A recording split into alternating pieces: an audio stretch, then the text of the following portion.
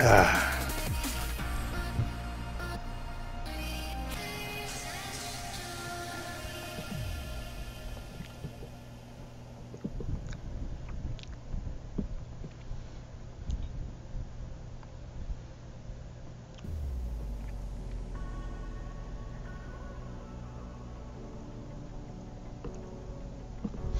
Test mic.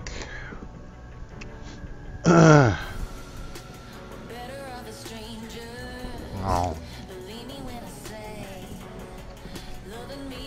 Nom. Oh god. Oh. Nom.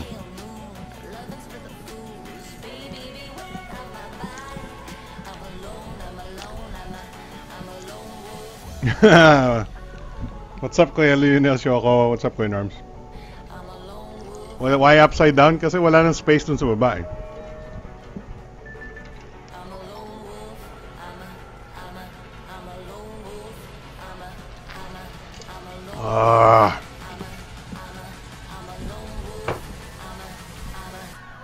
Nag-order yung kapatid ko ng Chicken Joy.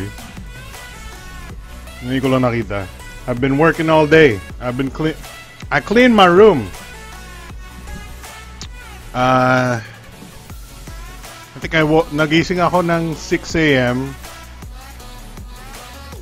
I think I started planning my room cleanup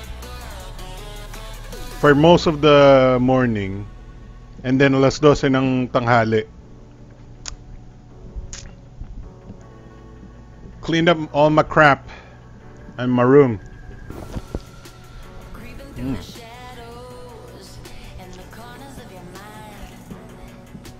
Oh. Natapos ako siguro ng ng 8:30 p.m. Didn't eat anything until I got everything cleaned up here.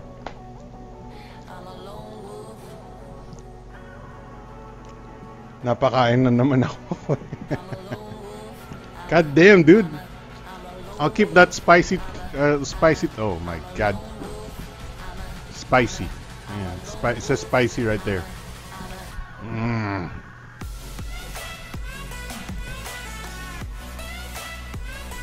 Hello, welcome. What's up, guys?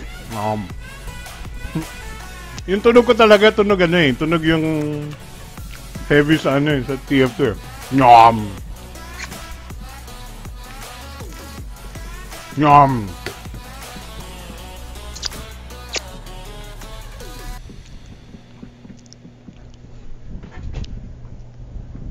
Tissue.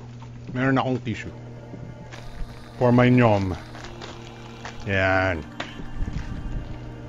Galing ako sa National Bookstore, bumili akong tissue. And other things.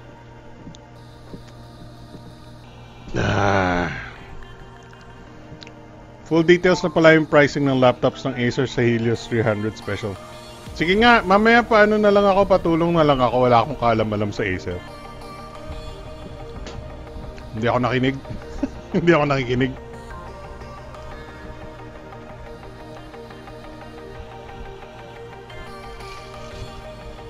Usually, local launch yung inaantay ko eh. Koka, ba't may kulay account names nyo? Ako kasi, well, ako yung live streamer. Si Kuya Norms is Kokak. May Kokak power si Kuya Norms. Pero don't worry, everybody else walang kulay. My god. Sabi ko, kakain sana ako after the show. Pero grabe. When the chicken is fresh, is better.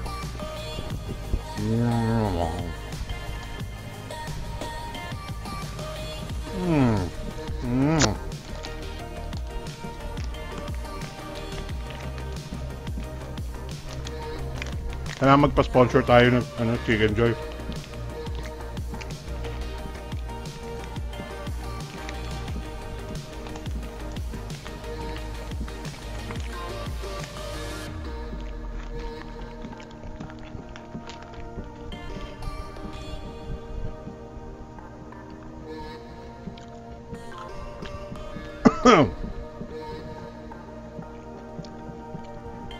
Very interesting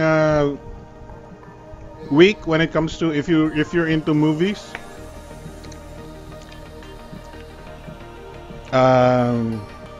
See, Deadpool 2 was there, and then I think next week or maybe even this week ata, si Solo, a Coca-Cola story. Did you know that there's a Solo? Alam niyo ba yung Coke sakto natin is actually Coke Solo sa ibang bansa?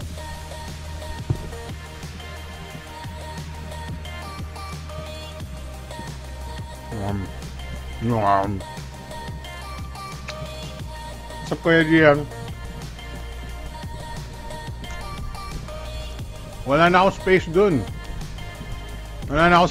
Nandun na yung ano ko topics ko Nandito naman si HTC. Yan, U12 Plus.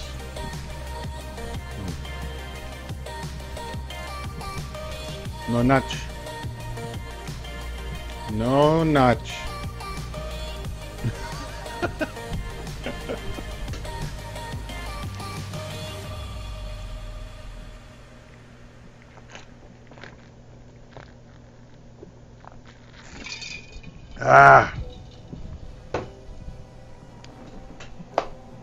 I love HTC.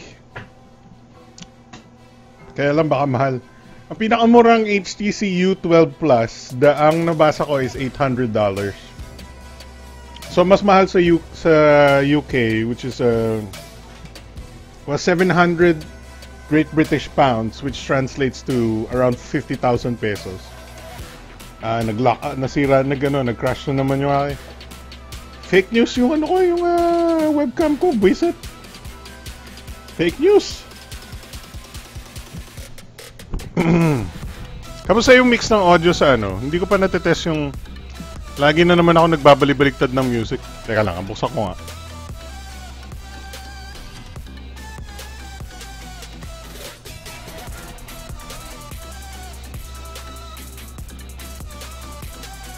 British pounds, which translates to around 50,000 pesos. Nag-crash na naman yung fake news yung webcam ko, buisit. Okay, fake news. Actually, the music is level is pretty okay, right?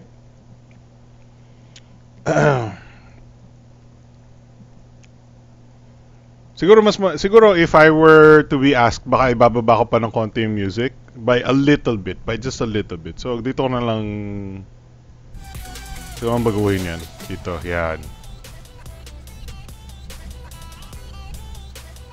By a hair.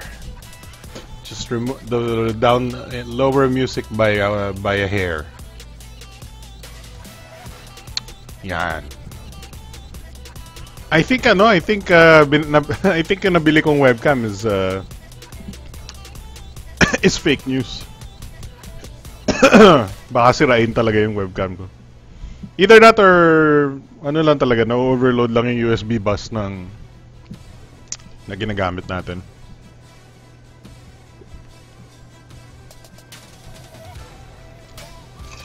Man, I clean up my room, you know? You wanna see my room? Nagwalis ako! Nasa labas pa yung dustpan actually. Tingnan natin kung ma-upload natin. I-upload natin pareho. Google Photos. I clean my room, bro. Google Photos, nasan ka? Sino gusto makakita ng Redmi Note 5? Meron ako dito. Hindi ko nilagay sa topics though.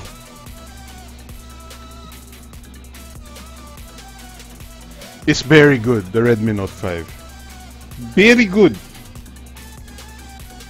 Syempre hindi siya hard-hitting high-end smartphone. Pero I mean processor-wise, memory-wise, build-wise is very good. Pero yung camera actually probably the best camera at 12,000 pesos you can get. Siguro ganun na lang yung sasabihin ko. Best camera for 12,000 pesos.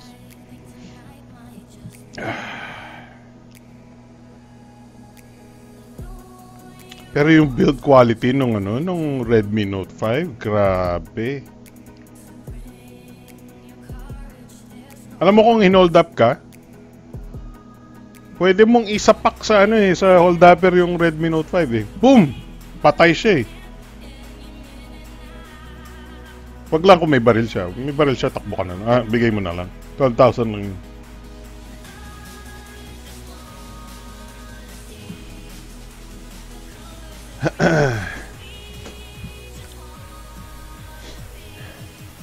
Bili ka na ng HTC U12 Plus ko eh.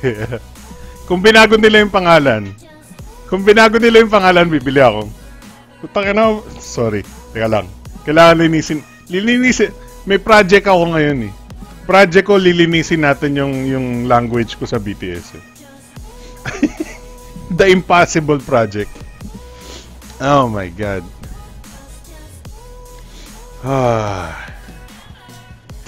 Hidden gem ng Acer. Okay. Tingnan, klikan. Samsung S9 and the Pixel 2 pero Xiaomi pag sa budget. So cameras yan. Dinis Alves, Samsung S9 Plus, Huawei P20 Pro or iPhone X. Bakit hindi mo binanggit si Pixel 2? The Pixel 2 has the best camera. If I were to choose between S9 Plus, P20 Pro, and iPhone X, I would pick the S9 Plus. Hands down. Hands down. I hate to be a Samsung fanboy. I'm not a Samsung fanboy, but given those three choices, Samsung ako. Samsung still, the specs on the Samsung, the quality on the Samsung, top-notch pa rin talaga. I just don't want to spend 45,000 pesos. Diba? I don't want to spend 45,000 pesos on a phone.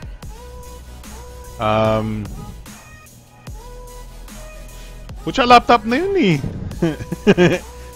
Kasi presyo ng Alienware laptop ko isang telepono. Dinis Alves, I'm answering your question already. Are you English? Are you English? Are you from the Queen?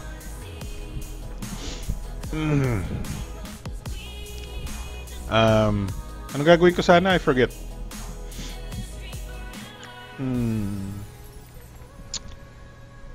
Nakalimutan ko yung kiklikan ko tuloy. Naklik ko na yung kay notebook kay Acer's. Ano lang to sorry. I'm dying. Kokak.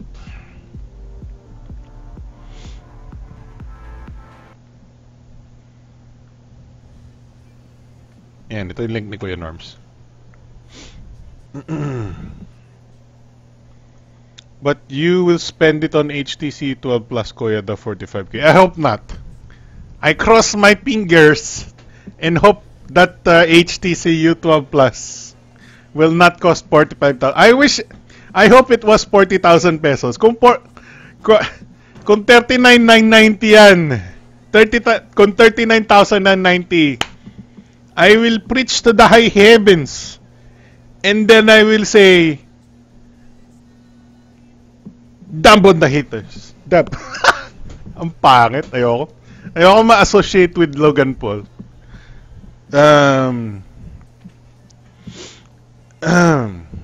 May price na ba ang HTC U12? U12 Plus? Yes, meron na. Sa Pilipinas, wala pa. Internationally, it's $700 in UK or European area, I guess. And then it's $800 in the United States. All right, I remember the photos of my room. Okay, there we go. Wow, wow, wow. You don't see my Alienware. It's over there behind the gaming chair. The Alienware is behind the gaming chair. It's right there. So, bago linis yan. Look, I have Zini! Why is it not focus? Why? There you go. Zini, over here! There's my tripods. There's my bags. There's my keyboard. See? Oh, very nice quality, huh? There's my keyboards. There's my Transformer Trio. Nabuhay ulit si Asus Transformer Trio as my backup. I use it for Android tablet. Mabagal naman. The PC side of the Transformer Trio is god slow, god awful slow. There's the box of the Transformer Trio. Behind the box of the Transformer Trio is the Alienware box. And then the Alienware is over there. You can see the Alienware logo behind the... Anyway. Yan. Bagong walis yan. Malinis yung floor ko. Bagong walis. I sweep the floor. Wonderful. Oh yes. There's my subscriber... There's my little box of subscriber number. My Arduino box of subscriber numbers. Very nice. Very nice. Let's go with the wide angle. This from the Zenfone 5 wide angle. Wide angle. So, little less quality. It's only 8 megapixels ata si wide angle ni Zenfone. Wide angle. And yeah. I don't think you need the wide angle at this point, no? Parang hindi important. I wonder when you need the wide angle. I haven't needed it much often. Very often recently, but it's okay. It's there when you need it. and then you can see my green screen. There, my green screen is my undeployed green screen. It's right there. Ha! Secrets of the stream. Secret, top secret stuffs. Alas just ba? I tried I tried the ring light dito sa aking webcam. It's a terrible ring light. It's a really terrible ring light. So it's that I turned it off. Ah boy.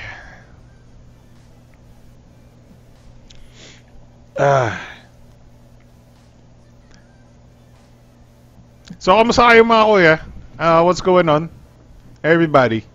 Oh yeah, so in case you don't know, in case you're oh that's not it. If you're not familiar with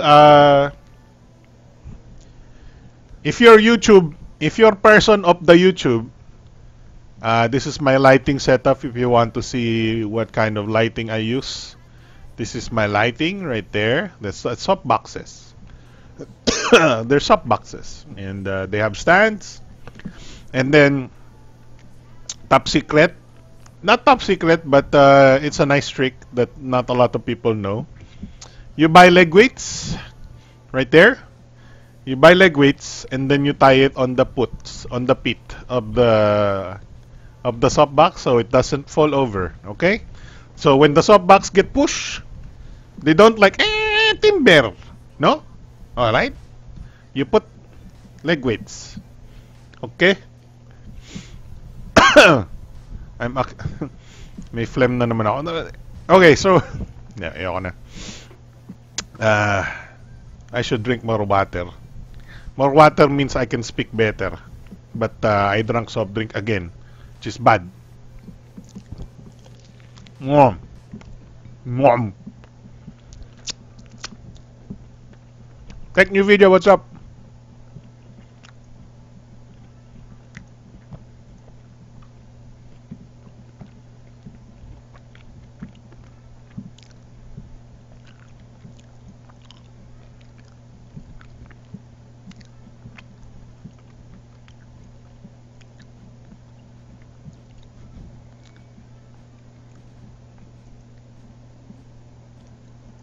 All right. So anyway,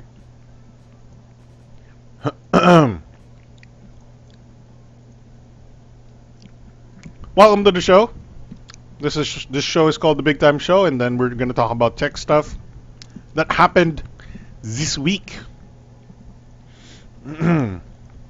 This week, a bunch of new phones came out. Internationally and then locally.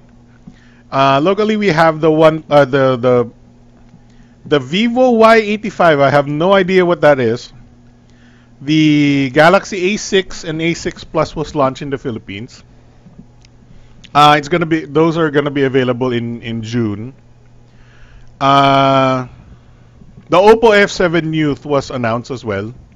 I think available na agad si Oppo F7 Youth.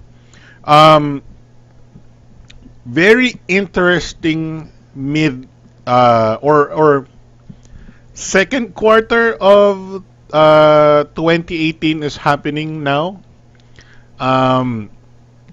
So second quarter of 2018 is, I would say it's heating up, and I like the fact that it's heating up. Umiinit ang mundo.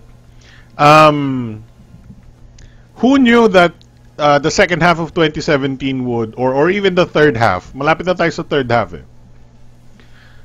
No, not second half, second quarter, I'm sorry, second quarter. What's up, Farmer Sanchez?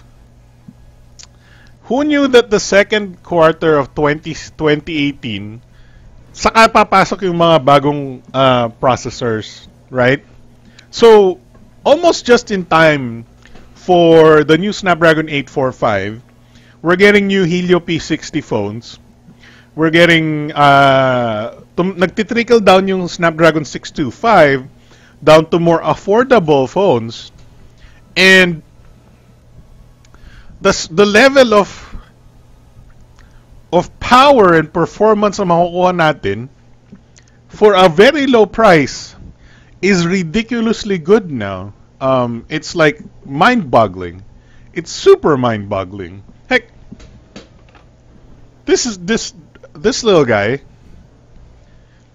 Sabi ko, I said I wasn't gonna do a hands-on, or hindi ko sinama sa full topics natin, but this is the Redmi Note 5, which admittedly I don't do a lot of unboxings now. Medyo I don't like unboxings too much. They're not reviews. I like reviews better because it tells the story. Unboxings, they sell hype. So this is the Redmi Note 5. It's built like a tank, boy. What's up, CJ? This thing is absolutely solid. Ow! Woo. You hear that? You hear that? Aray. Aray. That's solid metal, man. Ouch. Okay, I'm gonna hurt myself. I'm not gonna do. And then I like this. I like this smoked dark TPU case. So you get the Redmi Note 5, which is in black. Look at that thing. It looks pretty nice. So the front is almost all glass.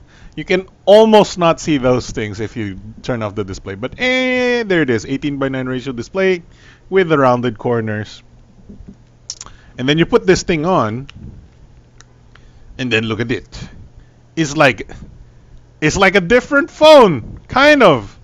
It almost looks like glass because of the smoke thing, but of course it's just TPU. My point is, I have absolutely no point. My point is, this is 12,000 pesos. It is quite possibly, it's brilliant. It's brilliant. It's 12,000 pesos and it's brilliant. The cameras are very good. They're not the best in low light. They really die in low light. They fail in low light quite a bit. But in decent lighting, the image quality is very good. It's very good. Hindi yung parang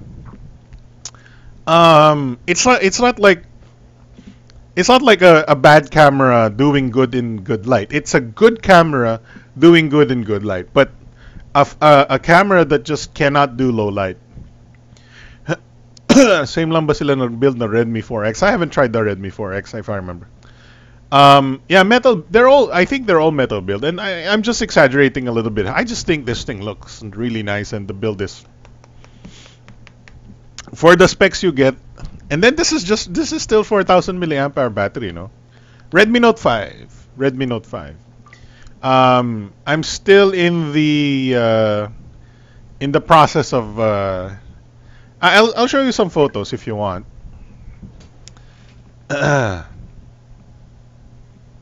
Yep.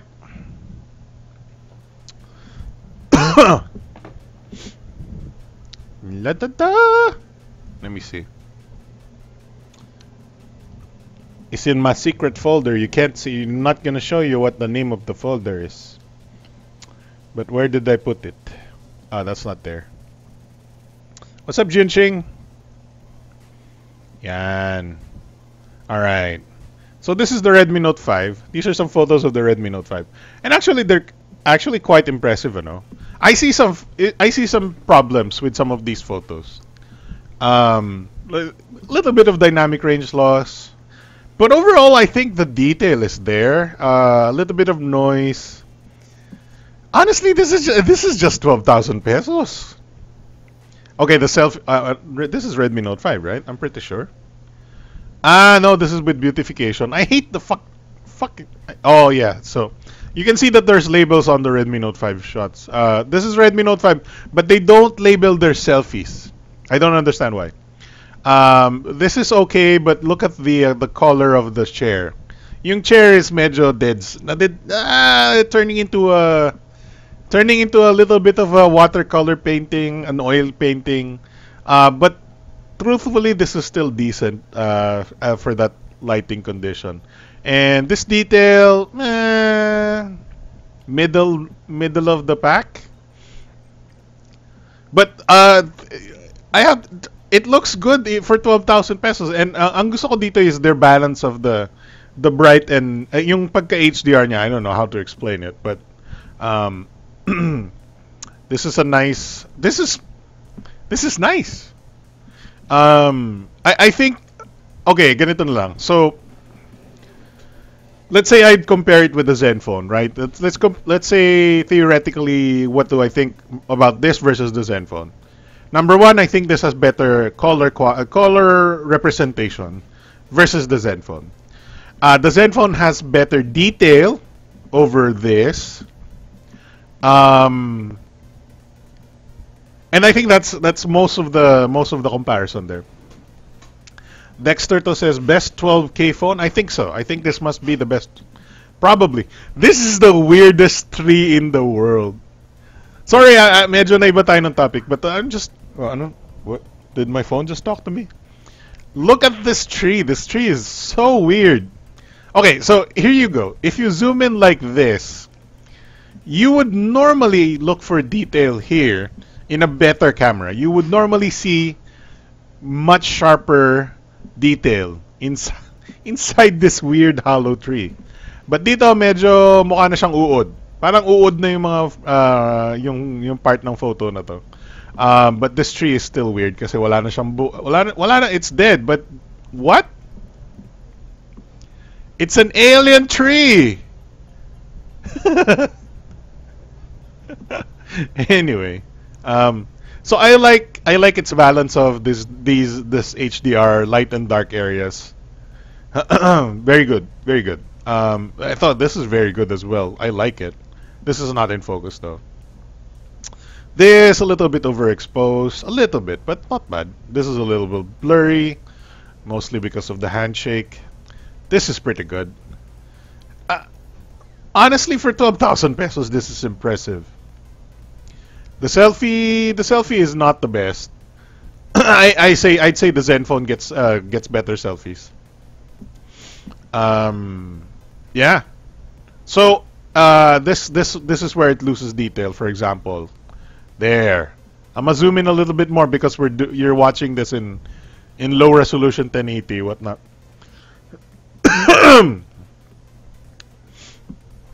So this is where it loses detail a little bit.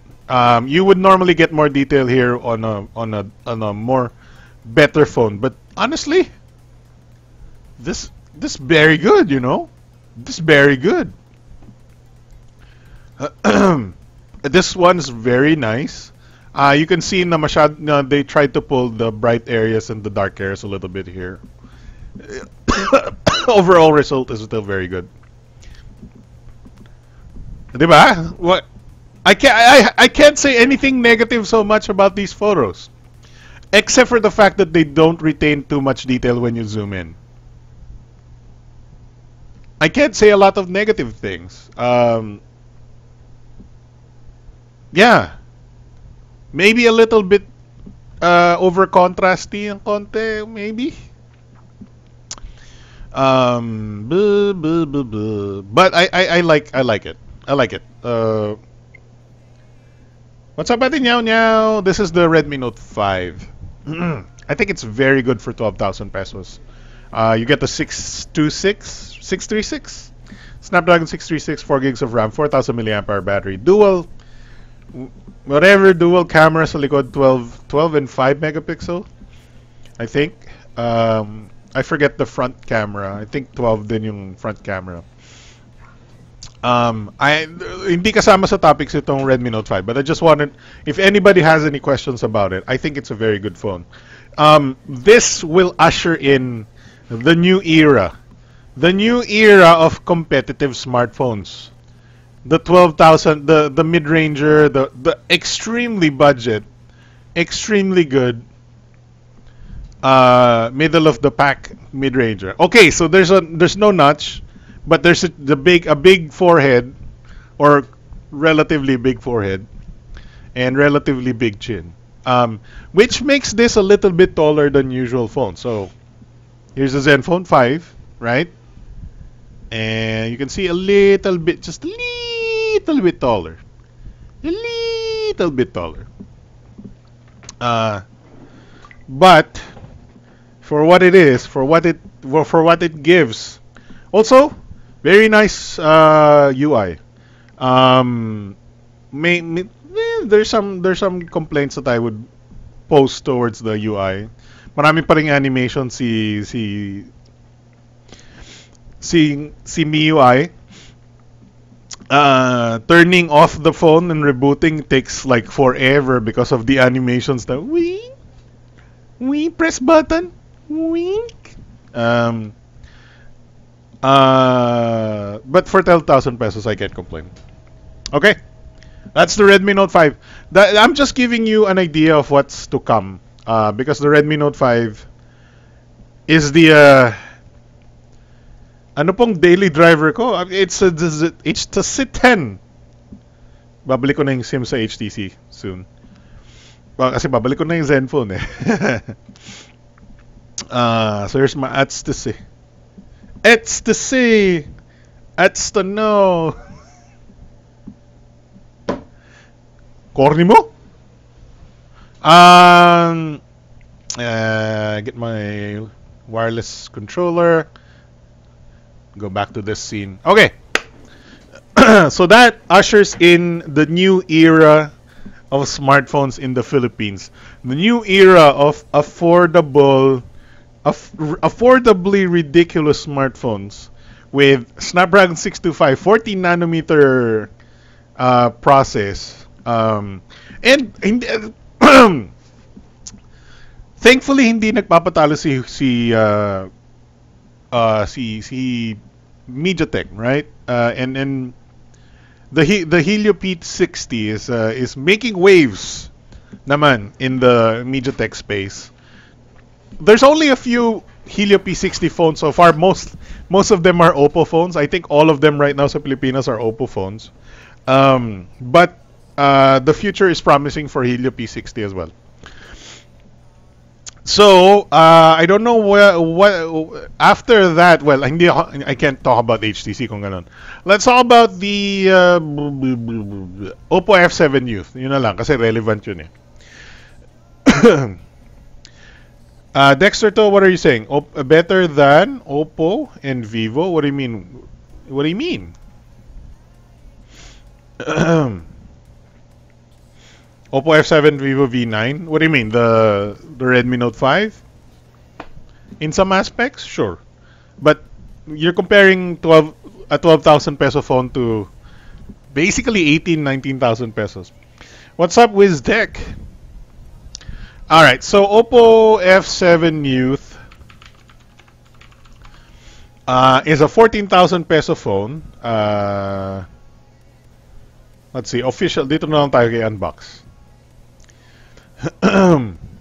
Officially launched in the Philippines. Sorry, so let's read some of these specs. This is the first time I'm gonna read its specs, but I already assumed kung ano yung full specs niya, no? May experience naman tayo. Si Oppo has been launching Oppo FX, FY, F number Youth. Like there was an F5 Youth, I think there was an F3 Youth. So medyo naintindihan ko na yung what kind of specs you get with the Youth version. Basahin natin, we have 4 gigs of RAM, MediaTek Helio P60, exact same as the Oppo F7. So wala tayong walang nawala in terms of processing performance. 6-inch 18 by 9 2160 by 1080, but this has no notch. This is a wala bang website si Oppo dito?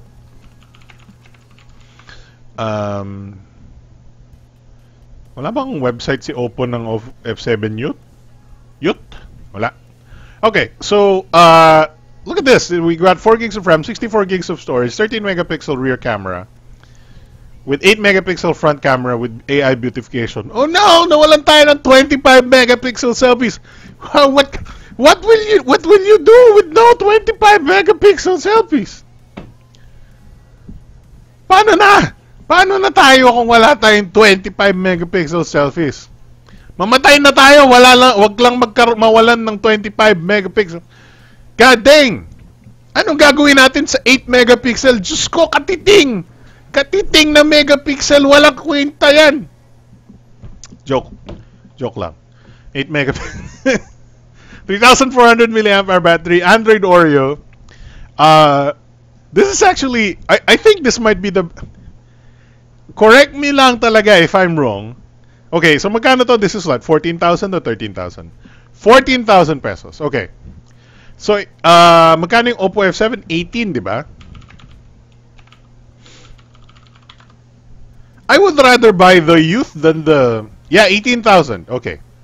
18,000 on the regular Oppo F7. I'd rather pay for this phone and get the 8 megapixel selfie than the Oppo F7 with the 25 megapixel selfie. I don't need that many megapixels. Okay, maybe it's you could argue it's slightly better because of, you know, just the sad realization that megapixels generally means better detail. What? Kasi, okay, ganito na lang yan. What happens is they actually get, you know, not just lower megapixels, but lower quality sensors. Pagka ganito.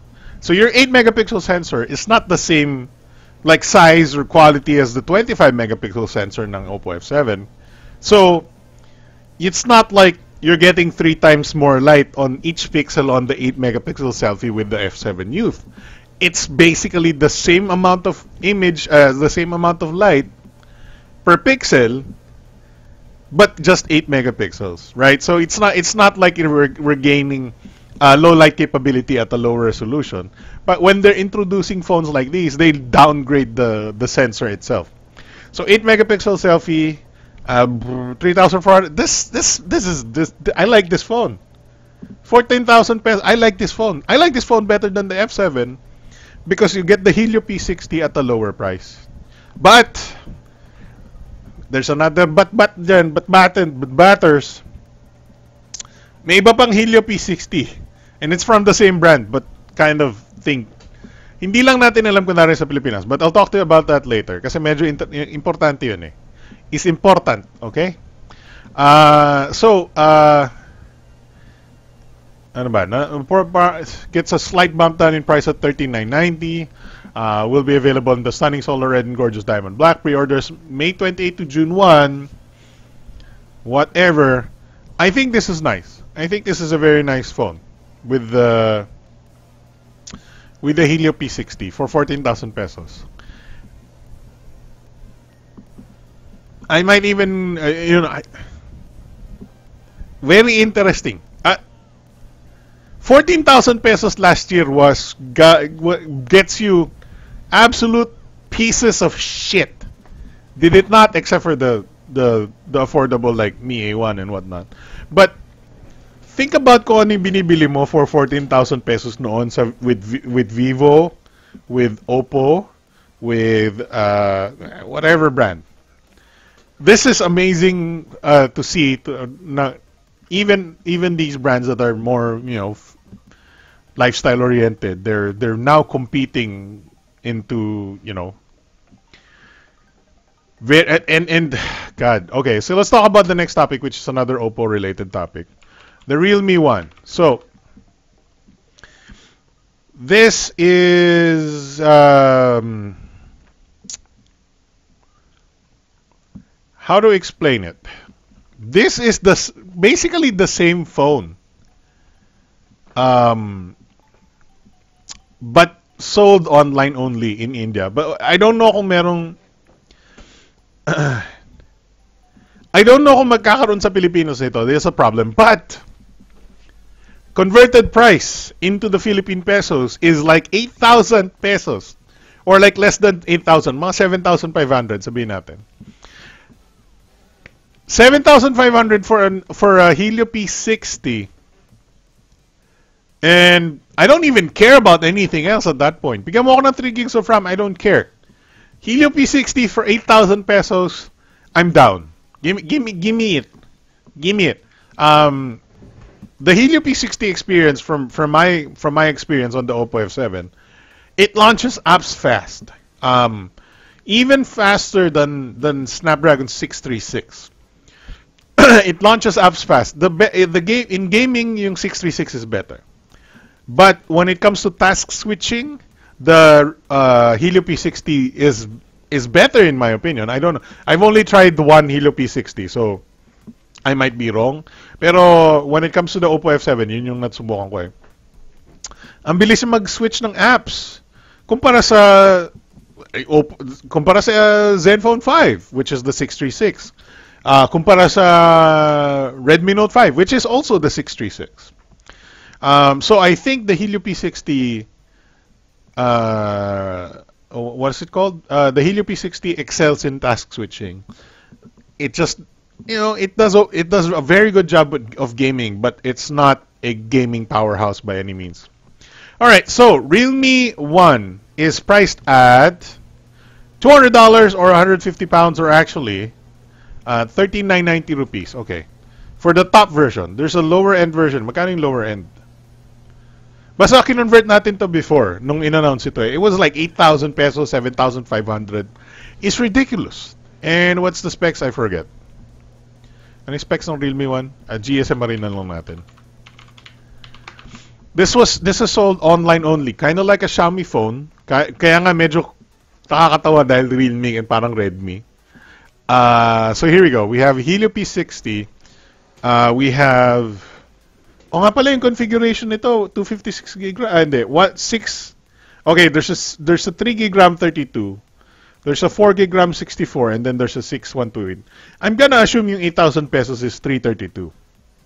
And then our cameras is 13 megapixel and then 8 megapixel front. That's perfectly fine for me. The battery is 3410, whatever. And then the price is 9,000 INR around. Pero alam ko may official price na eh. This is ridiculous. This is good. If they sold this like Lazada lang, kahit sa Pilipinas, or Shopee, nasa 7,000-8,000 pesos, Diyos ko, die! Ano pang gagawin ng mga Cherry Mobile? Diyos ko, die!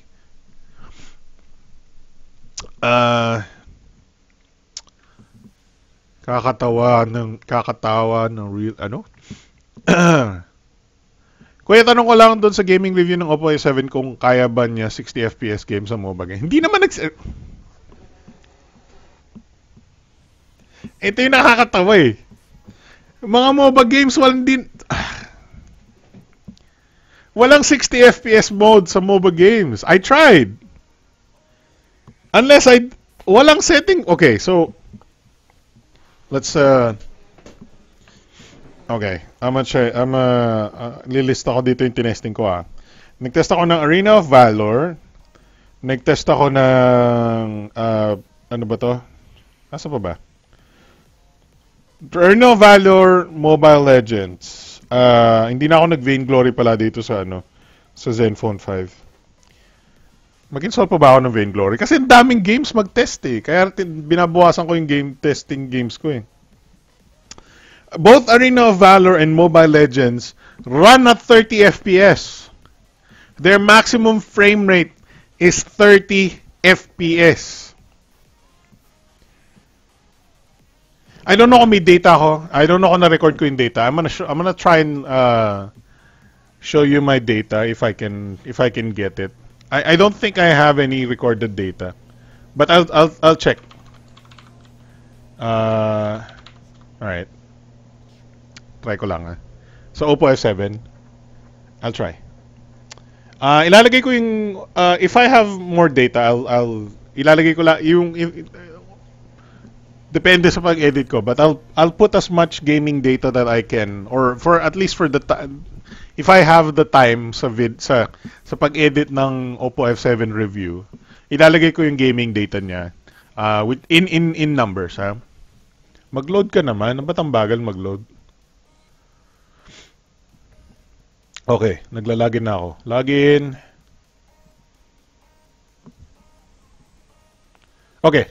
Tingnan natin kung meron akong data. They won't bring it here in the Philippines kasi andito si F7 yun na same sa Realme. And they have the new Oppo A83 2GB variant. Yeah, I mean, tama ka, Wistek. But remember that some brands also sell online-only phones. I tried out Paladin Strike. Masaya siya, may escort payload game mode. Ah, okay, that's cool. Let's see what kind of oh,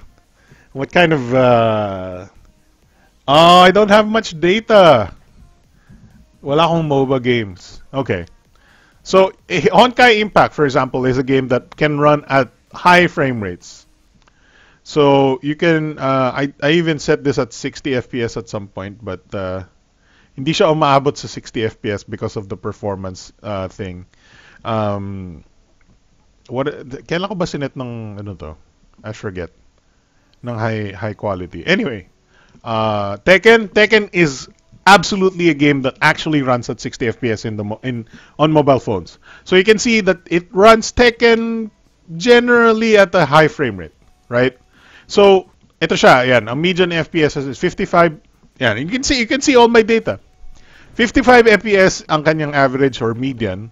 And then you have 88% time of stability of that frame rate, right? 6.71 FPS variable index. I don't even know what the heck that means. But you can see, asan ba to? Mga finishing moves, mga ganon. Usually, bumababa yung frame rate mo. So, let me find like a finishing move. Yan. So, for example, itong part na to is just 46 FPS itong part na to where this is happening right here. I don't know kung nakikita nyo. So this part, okay, hanap tayo ng iba pang part. Okay, hindi yan kasi loading screen yan. Nilabel ko na to eh. May mga label na ako dito eh. Alright, itong part na to. Yeah, this exact photo right here sa Tekken is at wait, nasaan ba yun? God dang it. Ito na lang. Basta kilik ko na yun eh. 38 FPS. Itong part na yun. Where I'm charging up an attack. So, this is an actual game that runs at 60. This Tekken.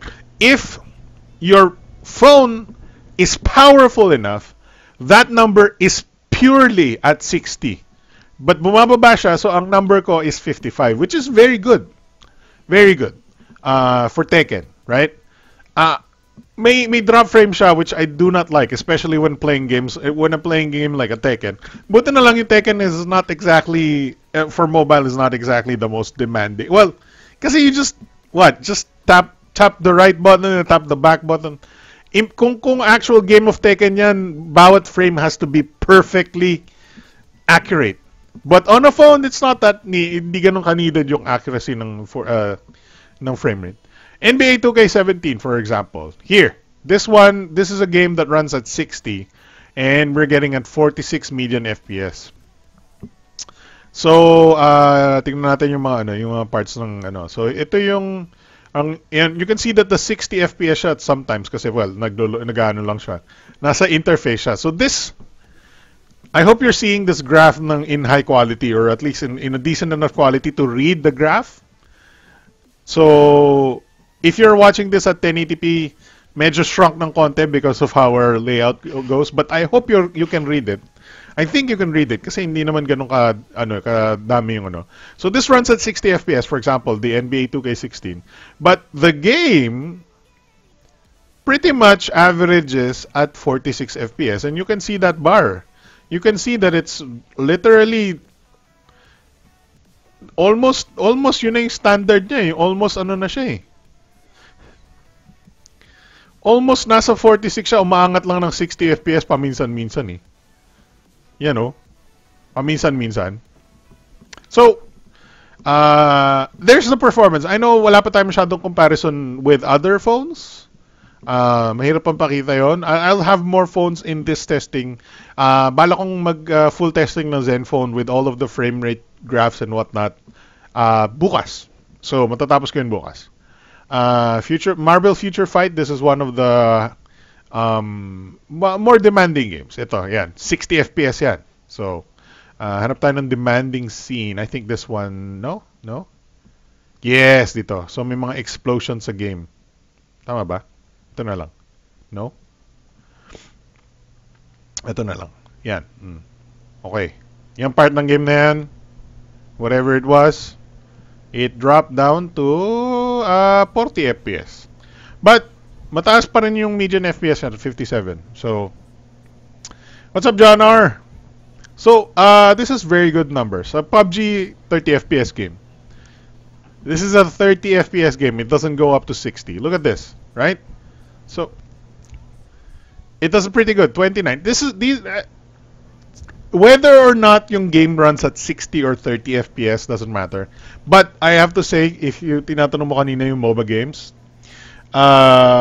when you're asking about MOBA games, the MOBA games that I tried, the Arena of Valor and then Mobile Legends, 30 FPS.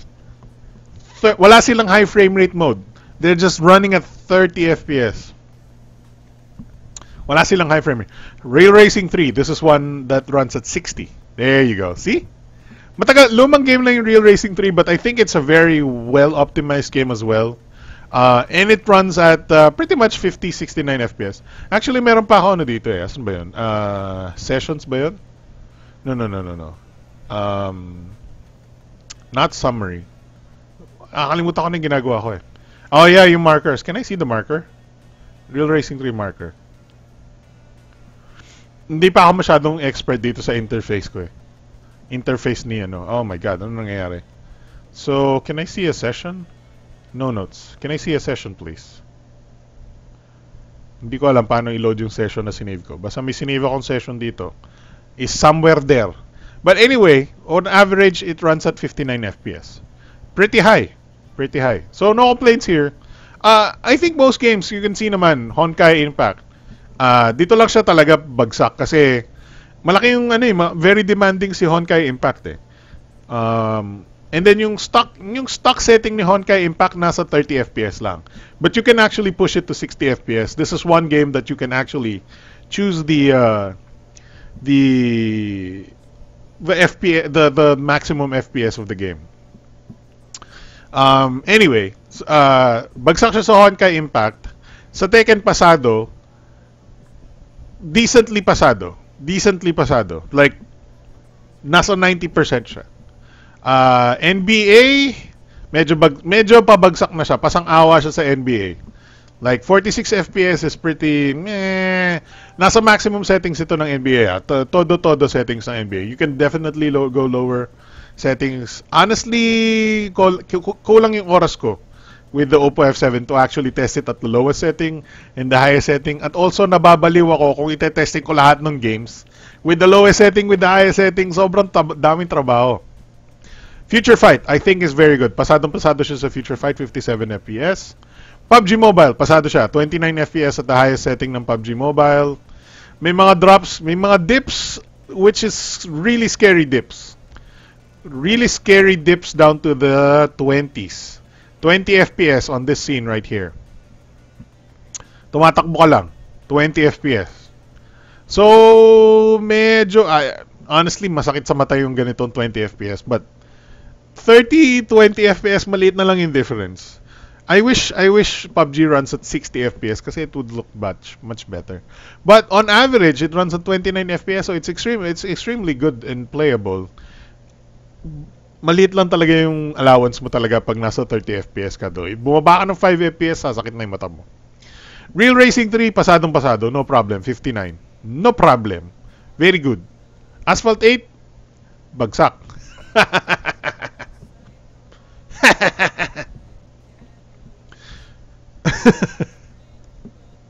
Hindi naman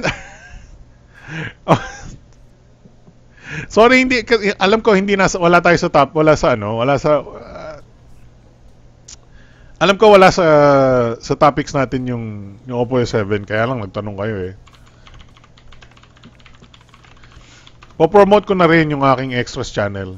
Kung gusto nyong manood ng mga kokak. So meron akong mga videos dito ng mga gaming test ni Oppo F7. And then nandito si Asphalt 8. Yes. So malaki yung frame drops ni Asphalt 8 actually. Medyo kahit 30 FPS lang yung stream na to, makikita niyo yung frame drops niya. Actually, kung gusto niyo makita talaga yung frame drops, what if I do this? Yan.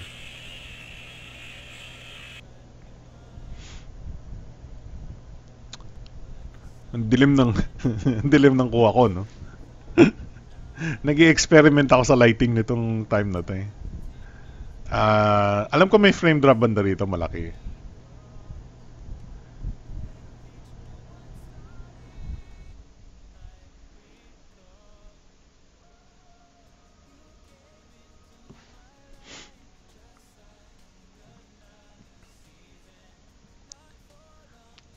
It's doing okay. It's doing okay. Okay. Wala. Maybe that. Yeah.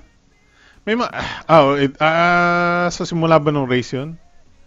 There's some very significant frame drops. But, you know, ewan ko kung may naglalaro pa ng Asphalt.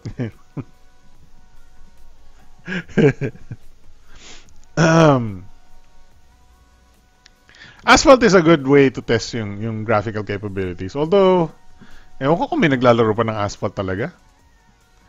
I think sa optimization na lang ng Asphalt yun at this point. Ito medyo mababa yung frame rate niya at this area with all the cars. The cars. Oh yeah, yung mga crashes, yung bagsak ng frame rate, I remember. This is pretty okay. Medyo maganda yung frame rate niya dito, but not excellent. Yeah. So, I guess I can show you an actual scene na medyo maselan sa frame rate. But, overall, bagsak siya sa Asphalt 8. You could argue pasangawa, but whatever. Anyway, I guess ano lang talaga. I'm gonna say si Asphalt siguro designed for Snapdragon devices.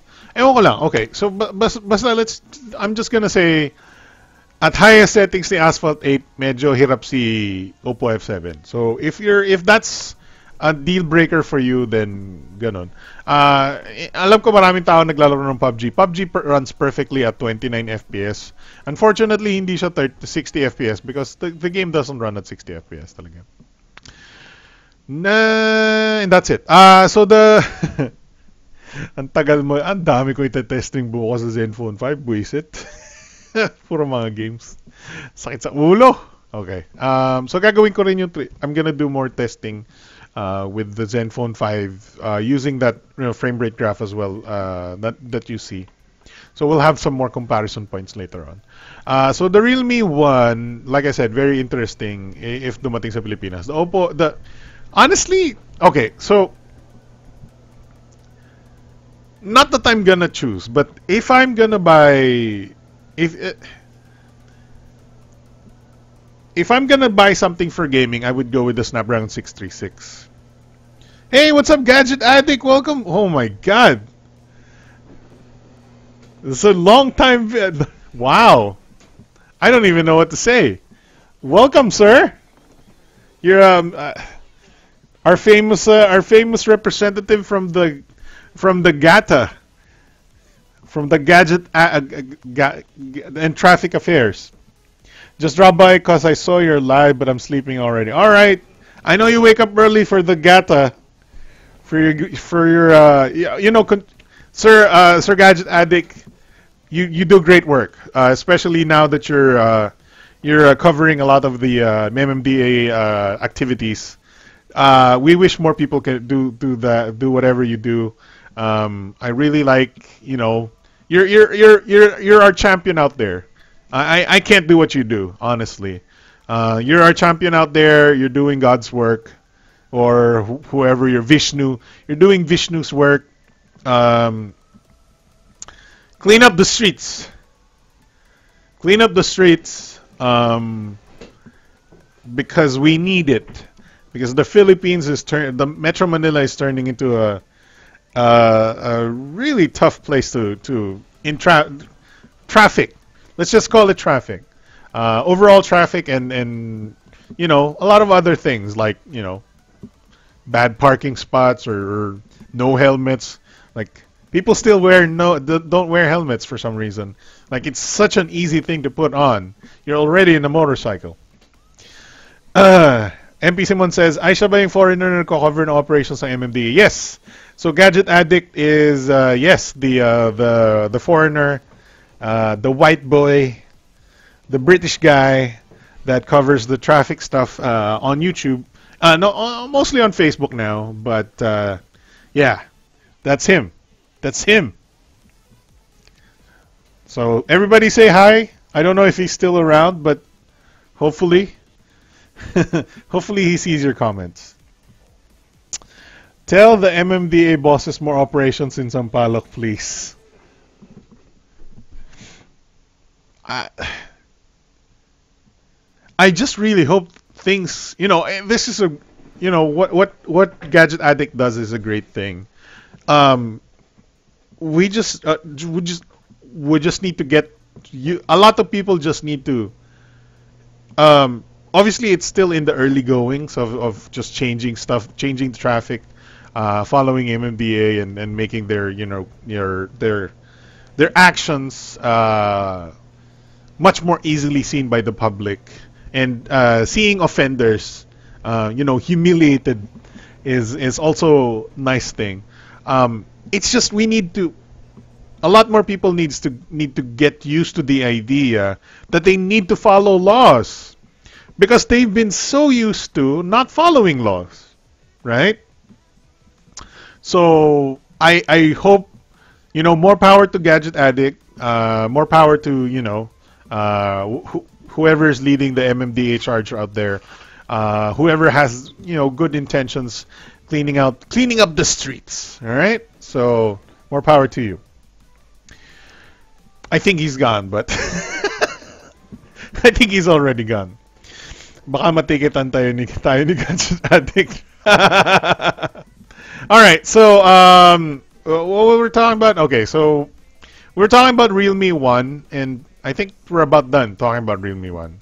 I hope it comes to the Philippines. I hope Oppo, sells it in other areas.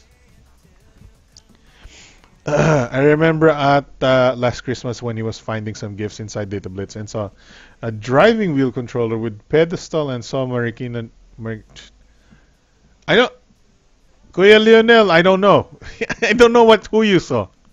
I don't have your eyes. I don't have your memory, so I can't tell.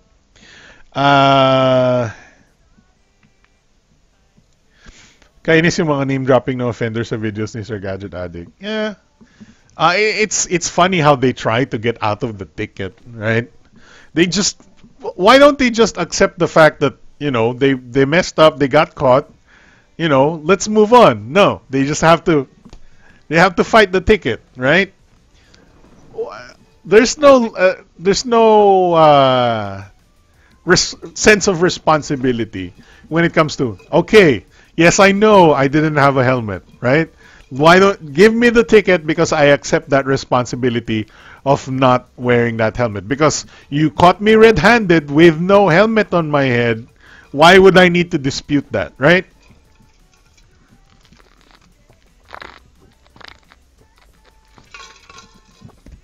Oh god, that's good.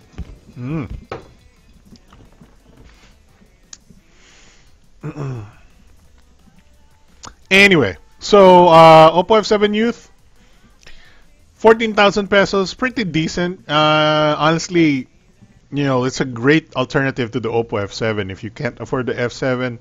And honestly, I think you should save the 4,000 pesos and get this one. That's about it. I'm laughing at the guy who said on the video how laughter it's taking 10 already. What was I gonna? I admit I don't watch all of Gadget Addict videos. Oh, hey, I got a new subscriber, Julio Cardoso. Thank you for the subscription. So okay, so here's Kuya Norm's topic. This is one of the Acer's things that was announced during Next at Acer in New York. I did not pay attention to the other stuff too much because I wait for their local arrival. This is apparently a Acer Swift 13 14-inch Intel U processor, i7. So this is similar to the recent launches. What's new? It has an MX150. Wait. Okay. Decent, so you can maybe play, you know, entry-level games and stuff.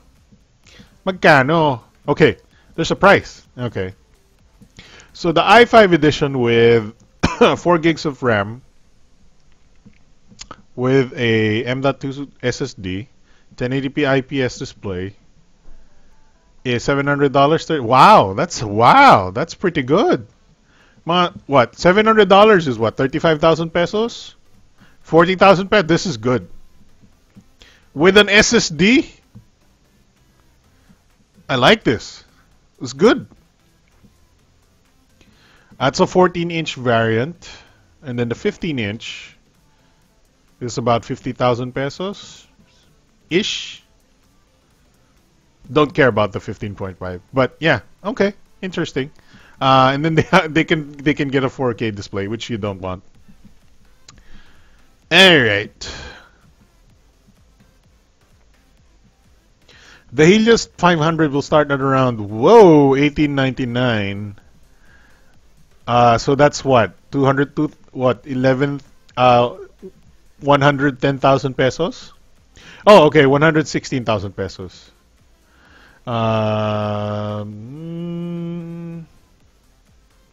I'm not paying attention.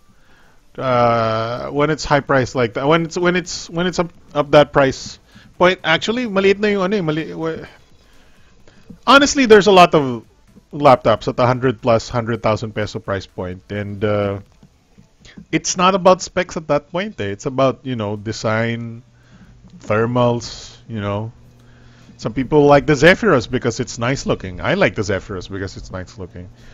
Am I gonna buy a 150,000 peso laptop? Probably not.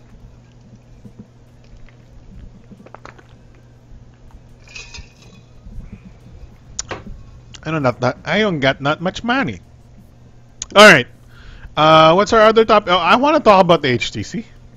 Okay, fine. Let's talk. Hanapin natin si Vivo. V-Boy. Vivo Y85. Round up the Bino phone. So this was announced, what? Very, very unannounced. This came out of nowhere. Vivo Y85, Vivo Y85, 13,999. I think this is a 100% a response to the F7 Youth, or maybe the F7 Youth was 100% a response to the Vivo Y85.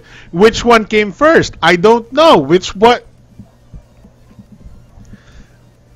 All I know is this one has a notch. Okay, so Vivo Y85 has a notch display, 6762. Oh no, what is this? MediaTek 6762.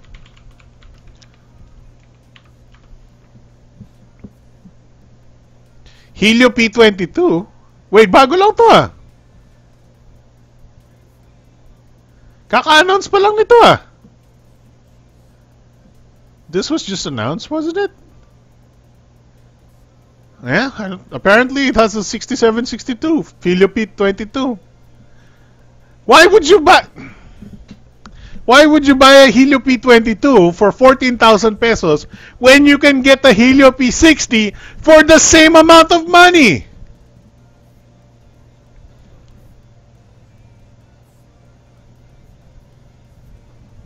What is my brain not working? Are people's brains not working?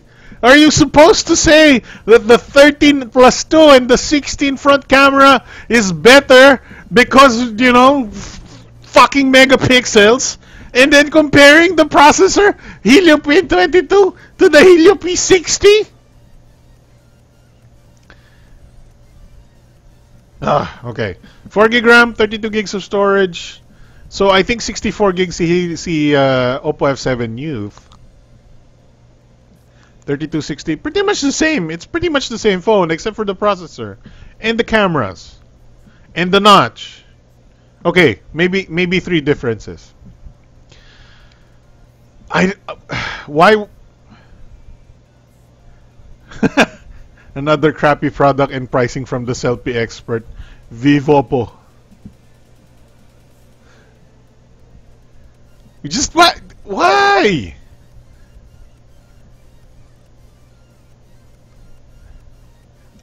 You know who gets who buys these phones? The people who think that the processors are the performance of the people who think the performance of processors is ganun kaliit yung difference in performance. No, the performance is the difference in performance is massive. Between a P20 level, or let's say an updated P20, P22, Helio P22 versus a Helio P60, that is night and day. Anong ginagawa? Si B-Boy talaga eh. Kasalanan ni B-Boy to eh. Oh well, I don't know. God dang it. So, Vivo Y85 is apparently not part of the new era of smartphones that are competitive at the 12,000 peso price point.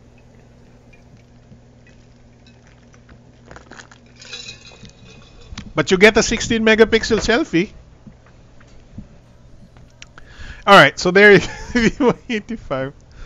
I don't like this phone. This does not give me this doesn't give me any what is it called?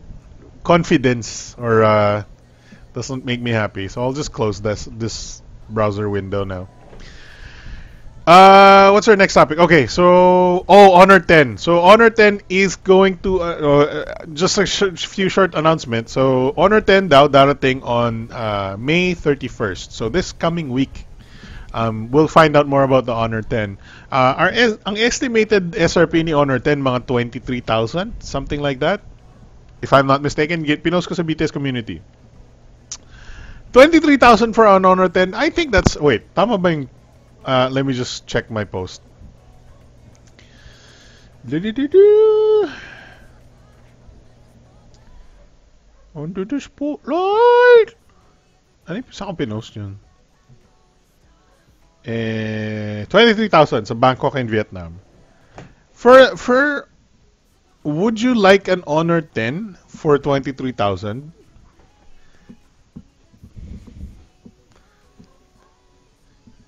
It looks nice though. Okay. So it's more competitive in my opinion than the Huawei P20 series. Yeah, I'll give it that. It's more competitive than the Huawei P20 series, the Honor series, and the Honor 10 in particular. But for 23,000, marami kang kalaban. Meron kang kalaban na or Redmi Mi Mix 2S, which is what, 27,000? Magkano si Mi Mix 2S? I forget. Mas mura with the Snapdragon 845, blah blah blah. Cameras are better, blah blah blah blah blah blah blah blah. You have the Zenfone 5Z, which hindi pa lumalabas but should be arriving next month. Zenfone 5Z at 30,000 pesos. You have the Xiaomi Black Shark at around 32,000 pesos. You have the next topic, which is the saan ko nilagay yun? Close natin to. Close? Sorry. May mga yung isang kalaban mo at that price point. Saan ko nilagay yun? Did I not have it? Oh, here we go. Is the OnePlus 6. The OnePlus 6 may presyo na from Digital Walker. So that is confirmed that there will be OnePlus 6s brought in by Digital Walker Philippines to the Philippines. I don't think there's a Digital Walker other non-Philippines. So Digital Walker is bringing the OnePlus 6 to the Philippines, and the prices are $39.90, you can see right there, and $33,990. So 31,000, 34,000.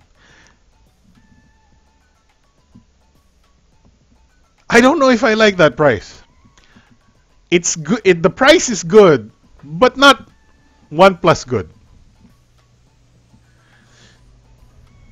Nandiyan si Bench. What's going on? It's not chat. The Y85 reverse engineered by B-Boy. Yung mga bumibili ng mga Oppo, Vivo, sila yung hindi nanonood ng BTS. Well, yes, that's true. Sinira yung demographic eh.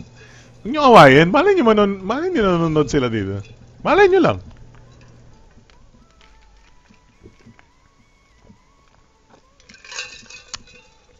Okay. So, would you pay 31? I think, okay, so the OnePlus 6 is quote-unquote a flagship killer pa rin. The specs are pretty high. You get AMOLED display even though 1080p pa rin siya. Hindi siya waterproof, although it is, they say it is, can sort of handle splashes and whatnot. Hindi siya, wala siyang IP rating. We talked about this last week. It's still a full HD display. Ginawa lang may notch. May optical image stabilization na yung camera ni OnePlus 6. I don't know how you would... Okay. I don't know kung... Can it compete at this price point? Who's excited for OnePlus 6? Who is excited for OnePlus 6? Can you give me a feature of OnePlus 6 that you're excited about, that you would pay for it compared to the other competition, like the Mi Mix 2S, the we have to talk about the ano pa pala, the S2, Redmi S2. Oh my God, yung Redmi S2 yung gusto kong pag-usapan eh. Who's interested in the OnePlus 6? Shoutout pala sa kaninang bumili ng BX15 sa Robinson's Place, Malolos. Wow. Wow. Kuya Bench, higaw pa more. I think the specs is very good. I think the specs are very nice for the OnePlus 6, but it has to do better in my opinion. It has to have a striking feature for me to want to pay 31,000 pesos for the OnePlus 6 over other phones. And there's a lot, like I said, there's a lot of competition right now with the Snapdragon 845. You need to offer me something new. You need to offer me something good. Heck, that wala pa, wala pa. Imagine if Nokia made the Nokia last year launched a Snapdragon 835 phone with a quad HD display. 835 phone, flagship processor. And the resolution of the display is quad HD, flagship display level. They just needed to improve the cameras, but the specs were there. At this point, Nokia beat OnePlus 5T, OnePlus 5 last year because of the specs that they gave with the Nokia 8 last year. What if, well, I don't think they're gonna do it, but what if Nokia launched a new one, Nokia 8 with an 845, Snapdragon 845, and then it might probably be sold lower than the OnePlus 6. What? Ano ngayon yung ipagyayabang mo sa OnePlus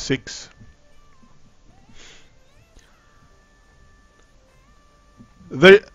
Medyo mababa yung yung competitive nature ng presyo ng OnePlus right now.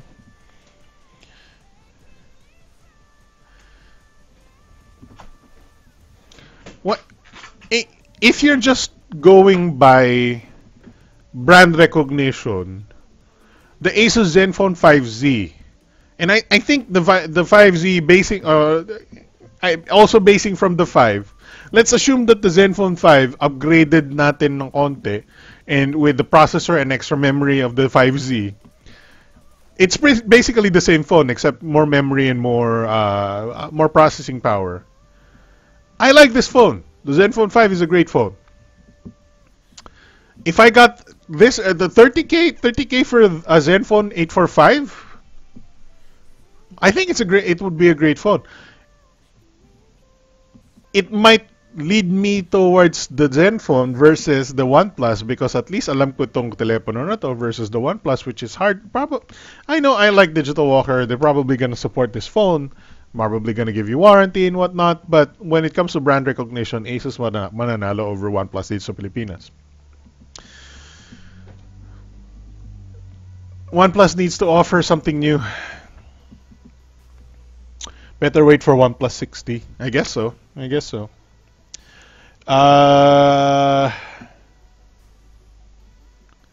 31,000 pesos and then 34,000. Let's read kung kailan ba available. Let's see. OnePlus 6 boasts the speed you need. Comes with Snapdragon 845 and 8 GB RAM. Actually, may 6 GB RAM variant, diba? Or lahat ba sila 8? I forget.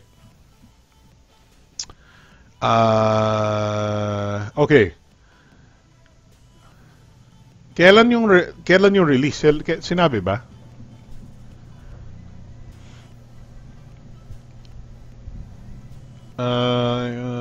Wala silang sinabi kung kailan lalabas.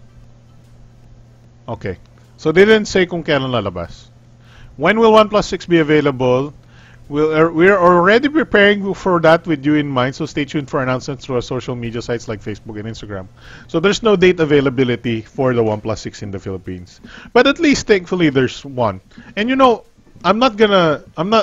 though I'm bad-mouthing the OnePlus 6, I like the fact that it's here in the Philippines because more phones in the Philippines better, right? It's stock Android. I used to be a fan of the OnePlus phones. But not the OnePlus 6. What is this? Bakit basa siya? Why? Why are they... Why? It's not IP67 or 68. Why are they... Bakit binabasa... What is this photo? What is going on in this photo? Why? Why? Why are they splashing water on the OnePlus 6? It's not IP67 or 68. They said it has some protection from occasional water, but it has no official IP rating. It's funny that they would show a picture of a OnePlus 6 being splashed with water and have no IP rating.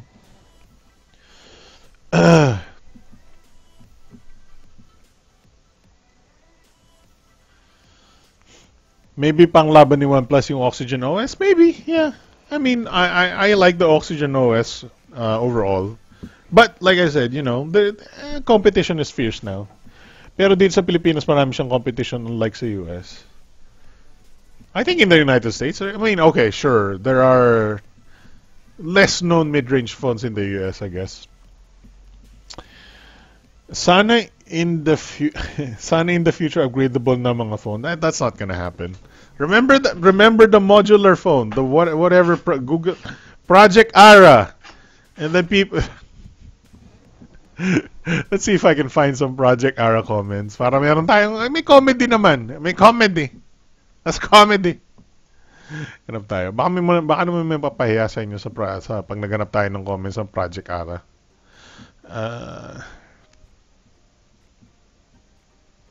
Kaya ba natin maganap? Let's see.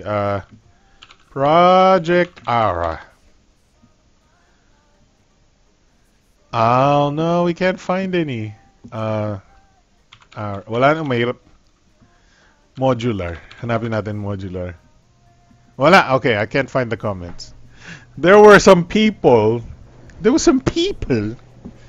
that were commenting on my videos saying walang kwenta yung nire-review mo kasi parating na yung Google Project Ara. I think it was 2015. He said, Google Project Ara is going to arrive in 2015. All the phones will be Pilipino to hindi to kano baliwala yan, sabi niya. Baliwala yan. Darating na yung Project Ara next year. Ay puta ka na, galing mo You can predict the future? Tangina. Project Ara, that joke. It's not gonna okay, so just think of the logistics when you're launching a product like that. It's gonna be impossible to launch those parts. Kaya tayo may Banawe. Yung Banawe, mga parts ng kotse. Right? Meron bang Banawe para sa telepono? Wala! Paano ka magla-launch ng Project Ara kung saan ka bibili ng parts ng Project Ara? Sige nga. Bakit? Sa tingin mo, automatic lahat ng tindahan sa Pilipinas magkakaroon ng parts? No! Ang sakit sa ulo nun. Kung ako yung may-ari, kung magla-launch ng Project Ara, Diyos ko, ilang produkto meron ka sa simula pa lang? 20 klase ng produkto, hindi mo alam kung bebenta lahat ng 20. Papadala ka ng 1,000 units of each of the 20 kabit-kabit na products sa bawat isang tindahan. Ilan yung tindahan? Sabihin natin 100 stores. 100 stores, 20 products, 1,000 units per store. Ilan yun? Ewan ko, 2 billion, whatever. So many parts.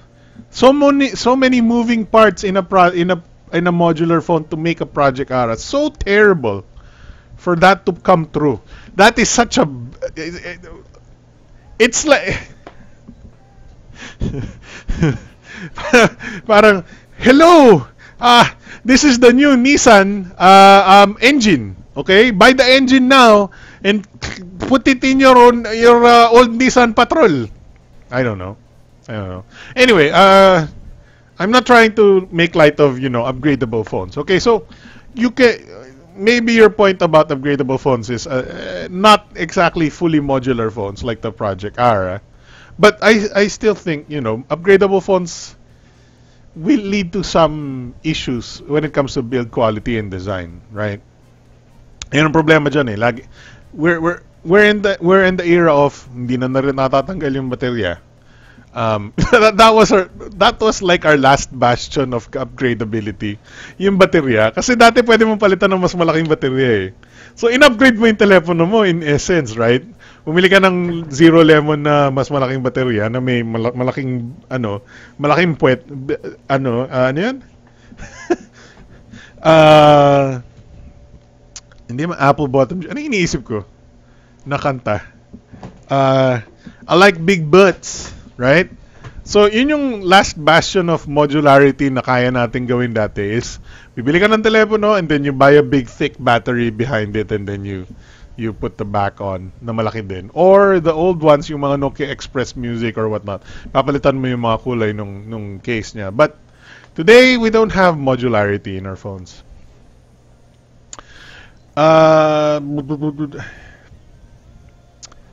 Project Aramina, I like that. One is the SoC because it's hard to make an upgrade since, yeah, so BGA. So BGA means, what Kuya Norms means is BGA, nakasolder yung processor mismo sa motherboard. Why is it soldered? To save on, you know, the size of your phone.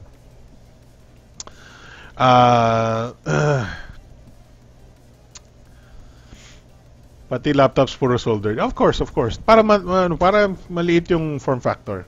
Anyway, sorry. I'm not making fun of modularity or upgradability of the phone, no. But yung Project Ara, I'm making fun of Project Ara because it's so out there. Masyadong in our you know, in our retail world, medyo mahirap paanda rin yung Project Ara na yan. Upgradable phones, yes, but it has to be like very well designed. It has to be exquisitely designed para mangyari na pwede mo i-upgrade yung phone. And it's yeah, from an engineering standpoint, it's super hard to do. Given the things that we do with our phones, or given the build quality that is in our phones, it's very hard to do. When it comes to upgradability, technically, si Moto Z can upgrade, but there's no new processor on the Moto Z. If you slap it on, like the Moto Z has mods, you know, does different things. But I don't know kung kaya. I don't know if it's possible to have a Moto Z mod like extra storage, extra RAM, extra processing power. I don't know if that's ever going to be possible. But if something like that is ever to happen, I think the Moto Z ang mauuna sa mga ganyang type of upgrades sa mga modular phones.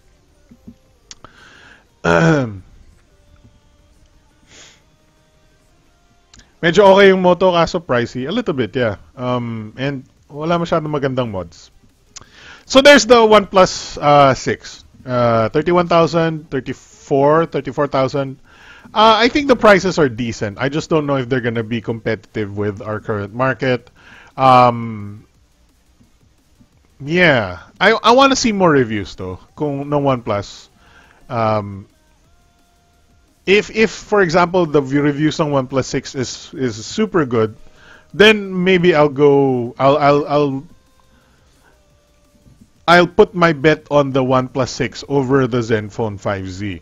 But for now, since medyo mas may experience tayo, ako personally with the Zenfone 5, and also we know the brand more, yung Asus, there's more brand recognition. I'm gravitating towards the 5Z. But, you know nga, like I said, if, you know, I watched MKBHD's reviews of the OnePlus 6, hindi rin ganun kaganda eh. So, Let's move on from that topic though, and wag mo na ito. This is my jam though. This is gonna be I love this phone, but I hate the name. There's one phone I want to talk about, which is the Redmi S2, which we talked about last week na rin. Last week? Was it last week? So, available na si Redmi S2. Ang bilis lang, wala man lang ano. Nasaan na yun? Xiaomi. Parang somebody lit a fucking fire underneath Xiaomi's pants. I think maybe it's the IPO, no? It could be, because, okay, so, background story. Xiaomi is opening up their, ano yun? Initial, ano to? Initial product offering, no? IPO, what does it mean? Okay, initial public offering. Sorry, initial product offering. Initial public offering. So, what does that mean? So, initial public offering is that means that the company is going public, right? What does going public mean? So, they're now making stocks available to anybody who wants to buy it. So initial public offering, you get it? You get what it means. Initially, this is the first time gagawin nilang available yung stocks ng company to the public, initial public offering. So, IPO means that inherently, Xiaomi was owned by a select few. That means, for the most part, Xiaomi has been a private company. In technical terms, a private company. You cannot see their stock value because it's a private company.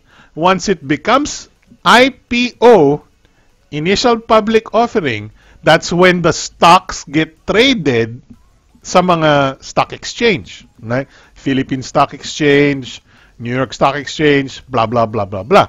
But what happens is, two things could happen when you have an initial public offering. Sorry, medyo mahaba-haba tong question, yung ano to, usapan na to. Two things could happen at an initial public offering. What the brand wants to do is inflate the value of the stock, make the stock super valuable, because the initial people that still own stocks will have, it's like property. It's like having property, but now, sharing that property, except, other people pay money, and then the price of the property increases, whatever. Something like that. Medyo mahirap i-explain. Anyway, so what Xiaomi is trying to do these past few months, in my opinion, I think, is trying to make a very strong company, a very marketable company, a company that they're pushing products out the door so fast. Why? Because gusto nilang pataasin yung potential value, yung pataas ng, gusto nilang i-rush towards i-rush yung accumulation of value ng kanilang products and company, para paglabas ng initial public offering, boom, bili ng bili, maraming bibili. Pag maraming bibili ng stocks mo, tataas yung value ng stocks mo. And then, that's how you get rich. When you have, the initial stocks of Xiaomi, or nauna ka bumili ng stocks ng Xiaomi, and then biglang tumaas yung value ng Xiaomi stocks, mayaman ka na.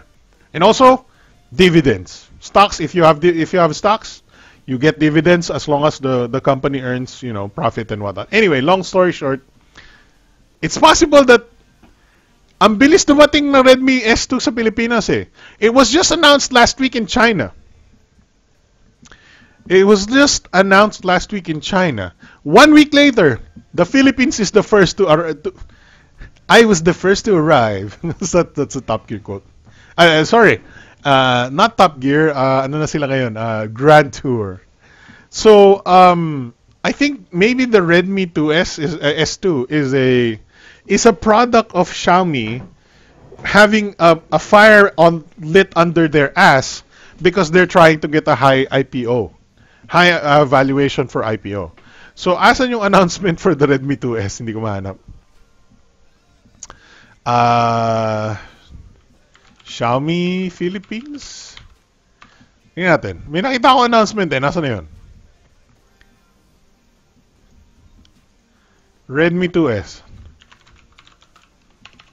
Available na siya. S2 pala. Sorry, S2. Available na siya today eh. Nasaan na yun?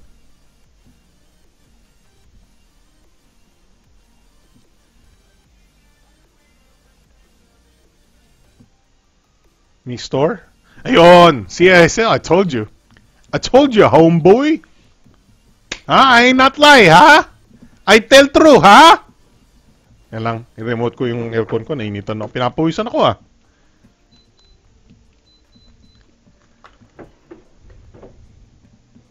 Whew!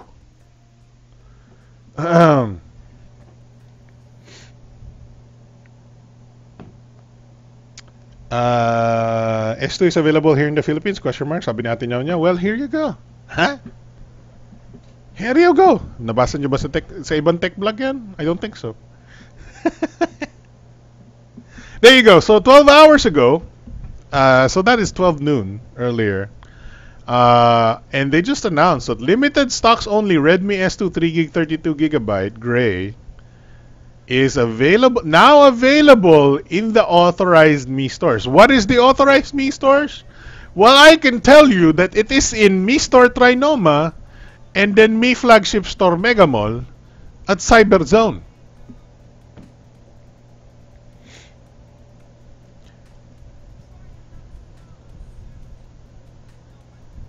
For 8,000 bucks. Why is this phone so important?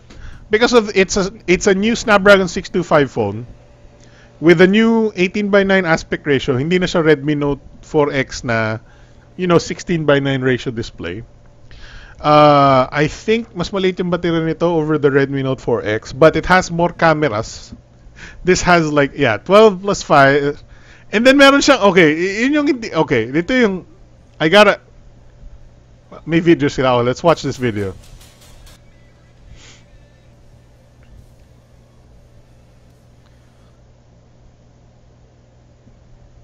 Let's watch this video.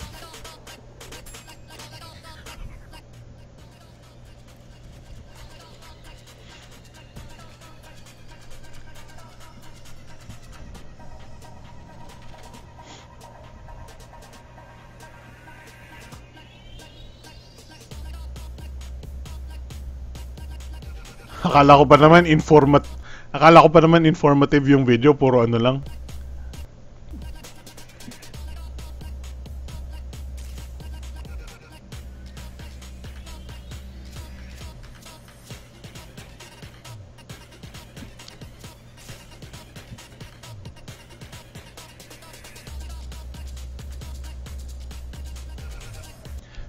Okay, so maybe hindi natin makikita somewhere here to confirm, but there was a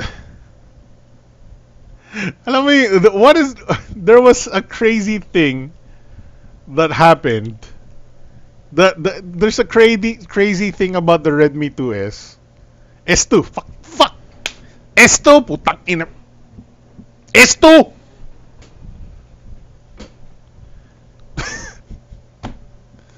There's a crazy thing with the Redmi S2.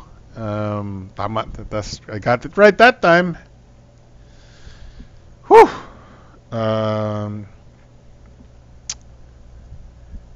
So from what we read, the Redmi S2 has a 2 micron pixel 16 megapixel selfie camera.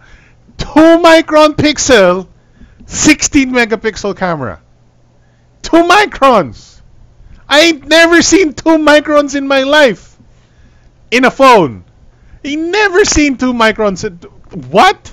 So I don't know kung typo yun. Let's S2.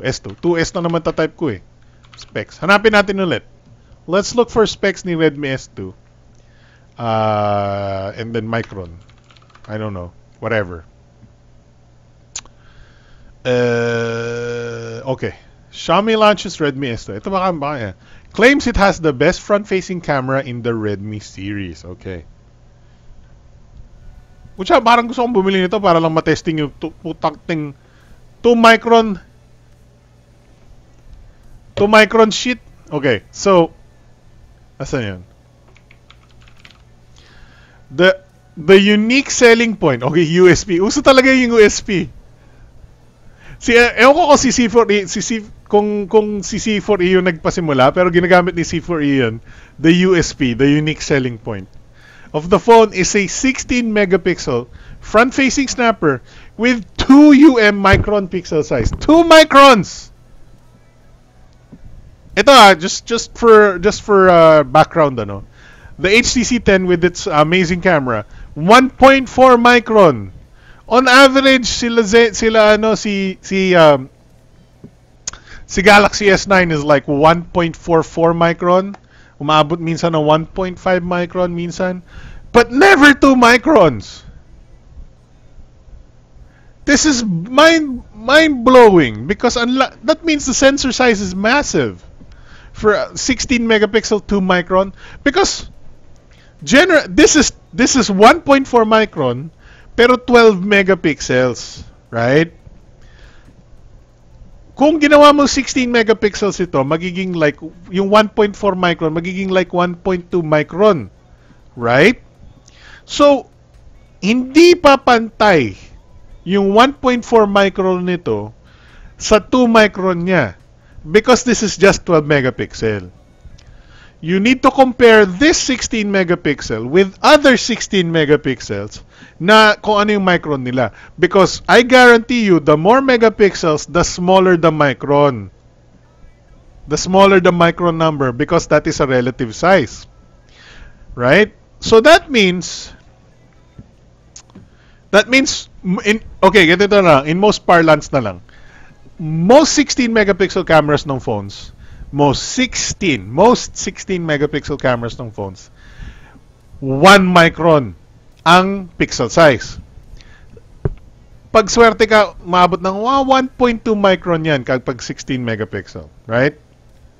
So, that means this sensor is twice larger than pretty much all 16 megapixel cameras we've seen sa mga phones. Twice larger. That's crazy. And if it's true, it's amazing.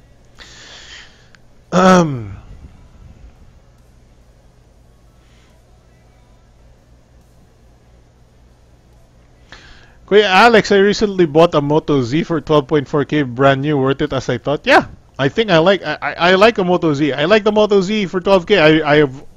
I've often tempted myself. I'm often tempted to buy secondhand Moto Zs, and I think 12K is a perfectly good price for it. For a Moto Z. Is this the original Moto Z, yung manipis? Yung, as in yung the standard Moto Z, hindi yung Moto Z Play? Because the Moto Z is what? A Snapdragon 820 with no headphone jack? I think that's great. I know may mga disadvantages yung Moto Z because manipis nga yung baterya, wala masyadong baterya, and then it's got a Snapdragon 820, malakas sa power, right? And then walang headphone jack. But the camera is better on the original Moto Z. If you want better battery life, if you want the headphone jack, you get the Moto Z Play, which offers a more well-rounded phone, right? Bigger battery, headphone jack, slightly worse camera. If I were to choose between the two, and let's say pareho lang yung price, I'd go with the Moto Z. More powerful processor. I think Quad HD yung display ng Moto Z, if I'm not mistaken. Actually, yeah. I think Quad HD in display and optically stabilized rear camera. I think you got a really good deal. And for you need to get a battery mod because manipis lang yung baterya ng Moto Z by definition, by design. And also wala siyang headphone jack, which is could be bad for you, could be good. It depends on the user. What's up, Genji Choi? Sa Lazada, really? Moto Z.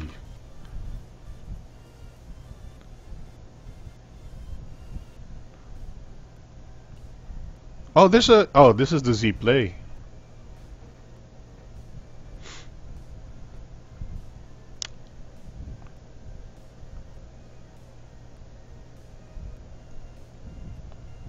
Sige nga, meron ba? Saan mo napulot yan? Oh, there's a Moto Z Play for 13.5. That's pretty good.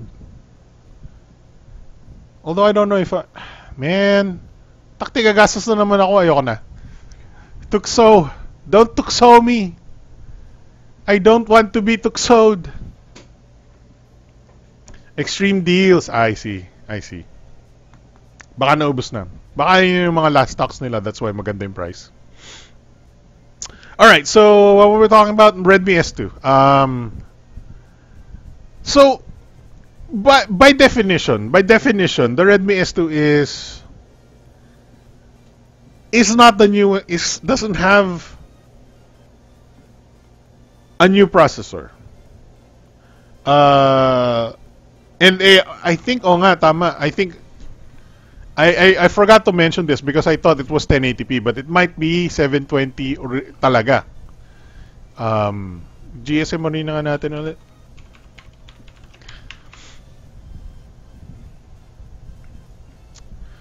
$720 lang talaga siya. Okay, so yun lang. Dumoble yung micron nung camera niya, pero divided by 2 yung resolution ng display. RIP. RIP. Yun lang, medyo talo ka sa display. So, god dang, I don't know na.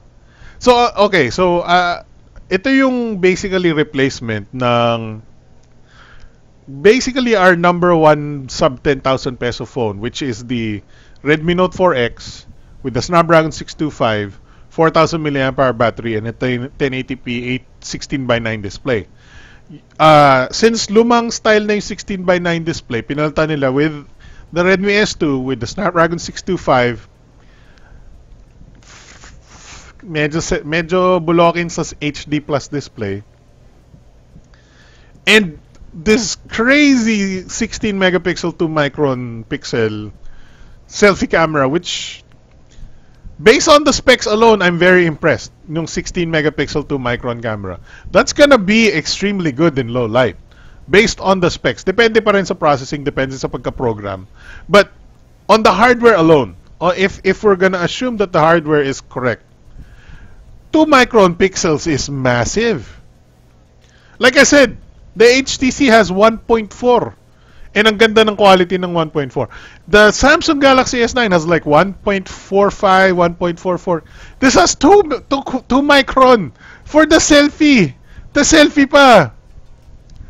This could technically be the best low light selfies ever, assuming, you know, Xiaomi could knock it out of the park when it comes to the software processing ng data from the sensor. Who knows? Whatever. I don't know. But I think it's a great value. Thumbs down sa display. Thumbs up sa the 2 microns. It's a side grade between the Note 4X and this phone, but I think it's still an X. It's still a very interesting phone, if only because of the 2 micron 16 megapixel front camera. It's not a Realme 1, but it's very close. It's very close, you know? Like I said, May 2018, June 2018 is gonna be, you know, bakbakan ng mga budget. You know, like I said, it was ushered in by the announcement of the Redmi Note 5, which is an excellent phone by all respects. Now everybody's scrambling, you know, bring these new phones. I don't know what other brands can do that are not, you know, innovating. Like, you know, a lot of our local brands are not doing anything to compete against these extremely well priced, you know, high spec, you know, upgraded processor spec devices at extremely competitive prices at below 10,000 or 12,000 or below. Ang gulo, wow. I don't know. Metal build pa lang, hindi na kayang tapatan ng mga local brands natin eh. Doon pa lang wala na sila eh. Maybe it's just, you know, since we're getting a lot of the phones straight from China, you know, we're just getting a Chinese deal talaga eh. Just the deals that the Chinese are getting, we're also getting now. Maybe, I don't know. But yeah, Redmi S2 now available in limited stocks.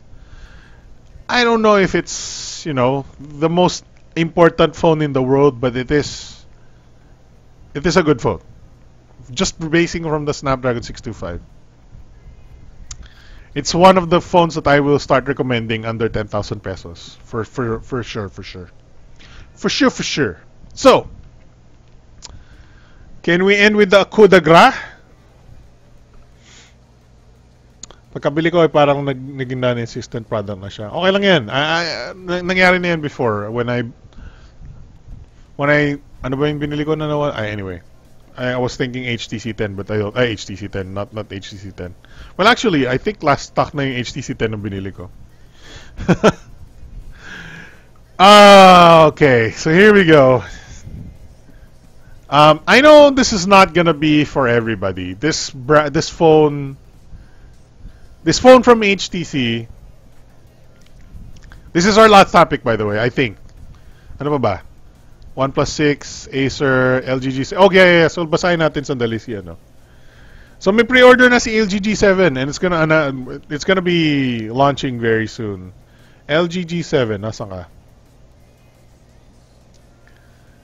Nakakatawa eh, because there's a pre-order for the LG G7 already up. But there's no official price yet for the full product. Where's my email? Ah, here it is.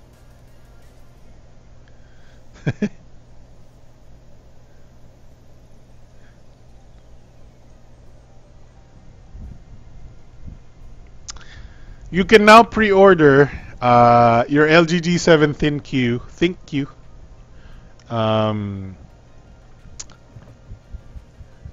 From starting May 30. So it's not up yet. You can't pre-order yet, but it's starting May 30 to June 10 for the LG G7. You get free stuff if you pre-order. A fast charging wireless charger worth 1,800 pesos. Confirmed wireless charging. Is it not? Unless, wait. Yung reviews ba na sinabi nabanggit na ba na wireless charger si G7? Hindi ko matandaan eh. Nabasa ko yung may built-in malware daw my phone. Ay, Diyos ko.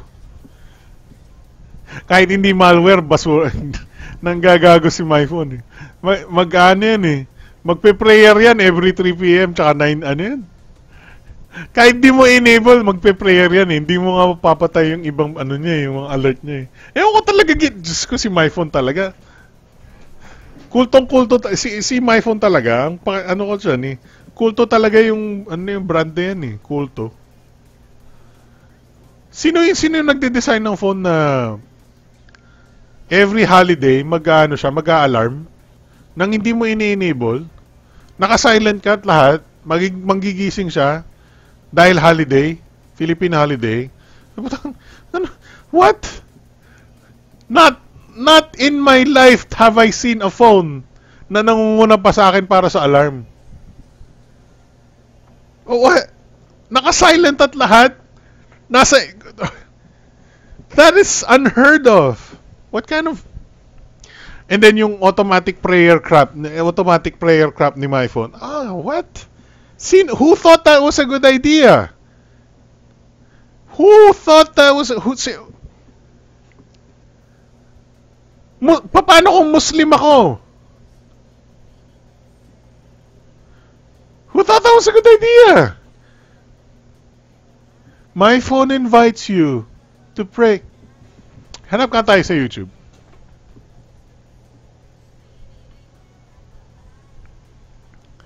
My phone invites you to pray. Wala bang ganun? Oh, walang YouTube nun? Oh. Tapos ngayon, syempre, brown and proud na si my phone, di ba? So, si my phone ngayon, nakita nyo, brown and proud. Eh, di kulto din yun. Ganun yung ano, di ba? Yung medyo may may leader. Okay. Anyway, so ito, LG G7 pre-order. You get the LG Tone Infinitum worth 7,490. Putang na, siguradong 1,500 lang yan. Kalokohan yan. Let's call a spade a spade. Yung Infinitum na yan worth 7,490. Ulol! Saka nakarinig ng Bluetooth headset 7,500?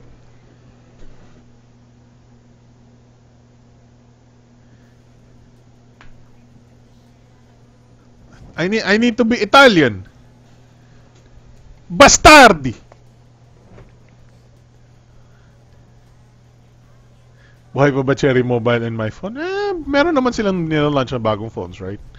I think Star Mobile is doing... I know maybe Star Mobile is not the most popular brand out there, but I respect the brand. I respect Star Mobile, the brand. They're not quite Cherry Mobile popular, but they hold themselves to a higher standard. Yun na lang. That's why I like Star Mobile. They hold themselves to a higher standard. Higher standard than Cherry Mobile. Higher standard than my phone. Even though yung medyo niche, hindi sila blockbuster sellers. Although may mga popular phones si Star Mobile, even during its heyday, right? But Cherry Mobile obviously, during its heyday, was massive. Maybe still massive today because may mga numbers na nagsasabing marami pa rin silang nabibenta. But I like Star Mobile as a brand, even though their slice of the pie is smaller, because they hold themselves to a higher standard. Anyway, balik tayo dito. The Infinitum worth 7,500? Nah, it's probably like 2,000. I'm gonna give it a 2,000 peso value. LG G7 case worth 1,500. Freebie lang yan, sir. Freebie lang yan. Malamang 100 pesos yan sa St. Francis. Now, the fast charging wireless charger worth 1,900. Diyan ako naniniwala. Yung fast charger 1,900.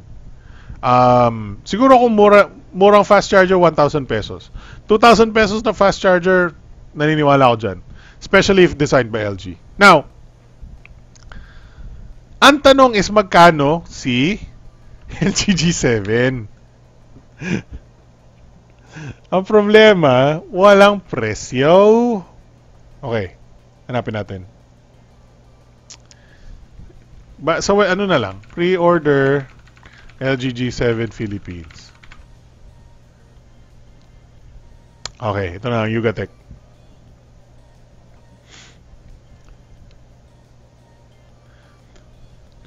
Okay. LG's newest flagship G17Q was launched this month. Today, the company announced its local pre-order date mechanics. Okay. Okay. Consumers will pay a down payment of 2,000 pesos, cash or straight payment via credit card. They can claim the G7 on June 11. So, malapit na to, mga 2 weeks from now. Official SRP for the LG G17Q is yet to be announced.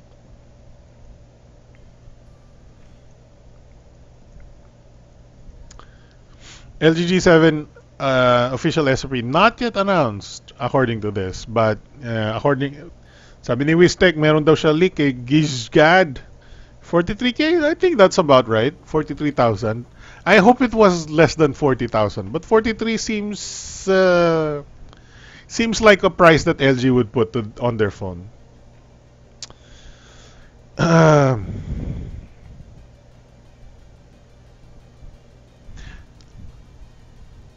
Okay. So let's talk about it. Let's assume the 43,000 is correct. Kuya Alex, nakabili na ako ng Redmi 5 Plus. Redmi 5 Plus? Congrats, sir. Congrats. Satisfied? Alright, that's good. Congrats. LG G17Q. Okay, so I've been talking about LG for a while now, recently, sa mga weeks leading up to this stuff. I think LG, like I said, is an enthusiast brand. It's a brand for the nerds or for the enthusiasts. Because think about it, sila yung LG is the brand na mas madalas dumidikit sa Nexus phones. Sila yung brand na mas madalas dumidikit sa Pixel phones. Di ba? Nagkaroon sila ng Pixel. LG is the brand that innovates in terms of technological innovations when it comes to yung sila yung nag-invento ng back buttons, right? Ng button sa likod ng phone. Na ngayon halos lahat ng phone meron ng back fingerprint scanner. That's an invention by LG. Nobody has invented that before. LG is also one of the first few phones. I think it might be the actually first phone na nagdikit ng second display, second camera. Natatandaan nyo nung panahon ng Huawei P9, sila yung dalawang first. Huawei P9, I think maybe the first, either si Huawei P9 yung first na dual lens or si LG G5, G4? Though G5 was the first. One of the two. Basta naglalaban sila for the first dual lens, hindi ba? Yeah, yun. So G5, yeah, G5, di ba? Ano yun? Modular phone yun, di ba? Right. So, Other things that LG is known for in the enthusiast space. Sila yung unang color array sensor, for example. Nauna sila sa mga V10, V20. Sila yung nagdagdag ng LCD screen on top of the screen. Right? I don't know if you know what I mean. Yung maliit na AMOLED display sa V20.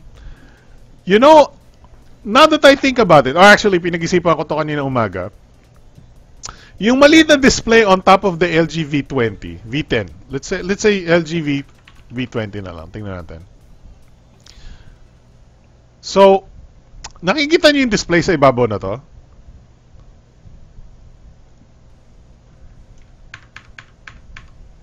Actually, ang pangit pala nung mag-zoom. Picture kasi, open image in picture. Yan. Okay. Yung LG G3 was also the first phone with a Quad HD display. The first of any phone with a Quad HD display. So LG is an innovator in the space. Is a brand that puts, you know, new specs into phones. And also LG G2, yung before it became, you know, a little bit more popular in the brand. The LG G series were the nerds, were the affordable, you know, enthusiast / nerds choice because LG had the better price point. And then G3 was like, okay, wow, Quad HD display, right? So LG has been an innovator in the space. Unfortunately, they're not trying to, advertise or market to enthusiasts pa rin. They're still trying to go for the lifestyle market. But I'm going to go back to that. I'm just going to talk about the LG V10 and the V20 right now. Because the display on top of a display, what does that remind you of? I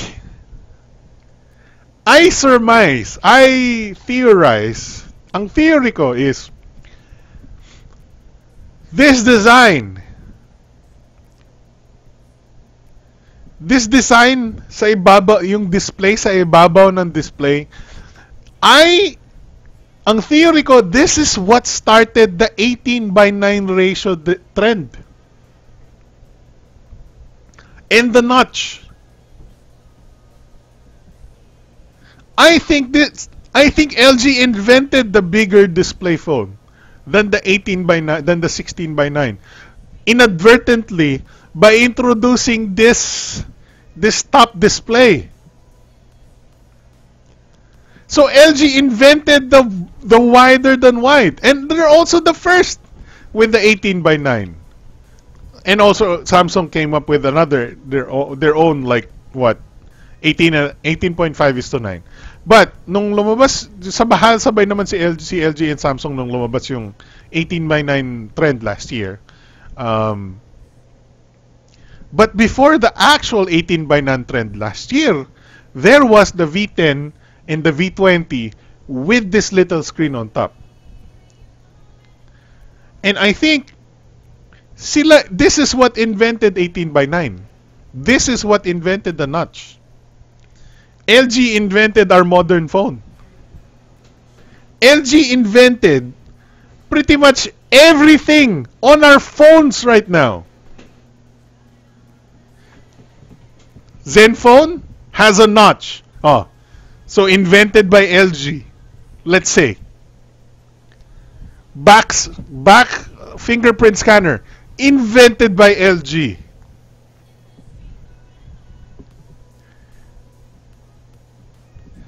That's crazy. That's crazy. Hindi ba? Just think about it. Quad HD display invented by LG, or quote unquote started by LG. Back button started by LG. The display on top of the display invented by LG. Just think about that. Just think about that. I'm not. It would appear that I'm a. But when I'm talking like this, I guess some people might consider I'm an LG fanboy, but I'm not. Ang sinasabi ko lang, LG has always been an innovator in the space. Kaya lang underrated yung innovations nila, I guess. 43,000 pesos, I like that price point. I wish it could be a lower price point. I wish they could market to, you know, the old crowd, the LG G2 crowd. The G2 crowd where nagtitipid sila, can't afford the Galaxy S, can't afford an iPhone. Right? So I wish they would go back to their LG G2 roots, where it is the enthusiast alternative. It could be an ugly phone, it could be, you know, not rough edges here and there, but it was the nerdiest phone you can buy for an affordable price.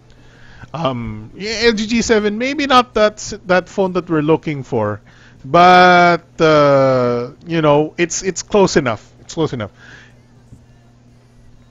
Um,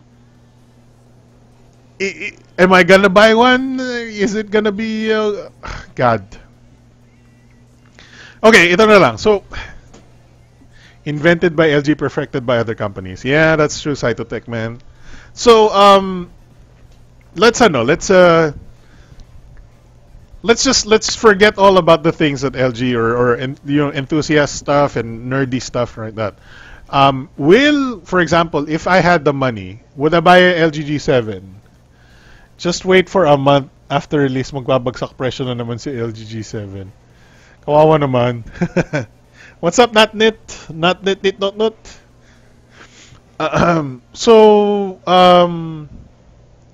If I had 45,000, 50,000 pesos, would I buy LG G7?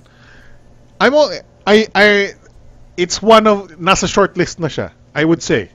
I'd say I like LG's branding. I like build quality, design, whatever, blah, blah, blah. I don't like that there's a notch now. But wala na tayong magagawa dyan. Ganun talaga yan, may notch. Pero branding yan eh. May BTS. Joke lang. May BTS branding. Joke lang. Bukod dun, okay, so, ito na lang. I will get to my point in just a bit.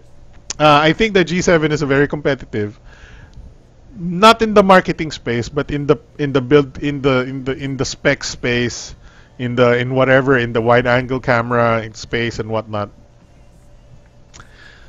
I think this is a very solid phone. I think this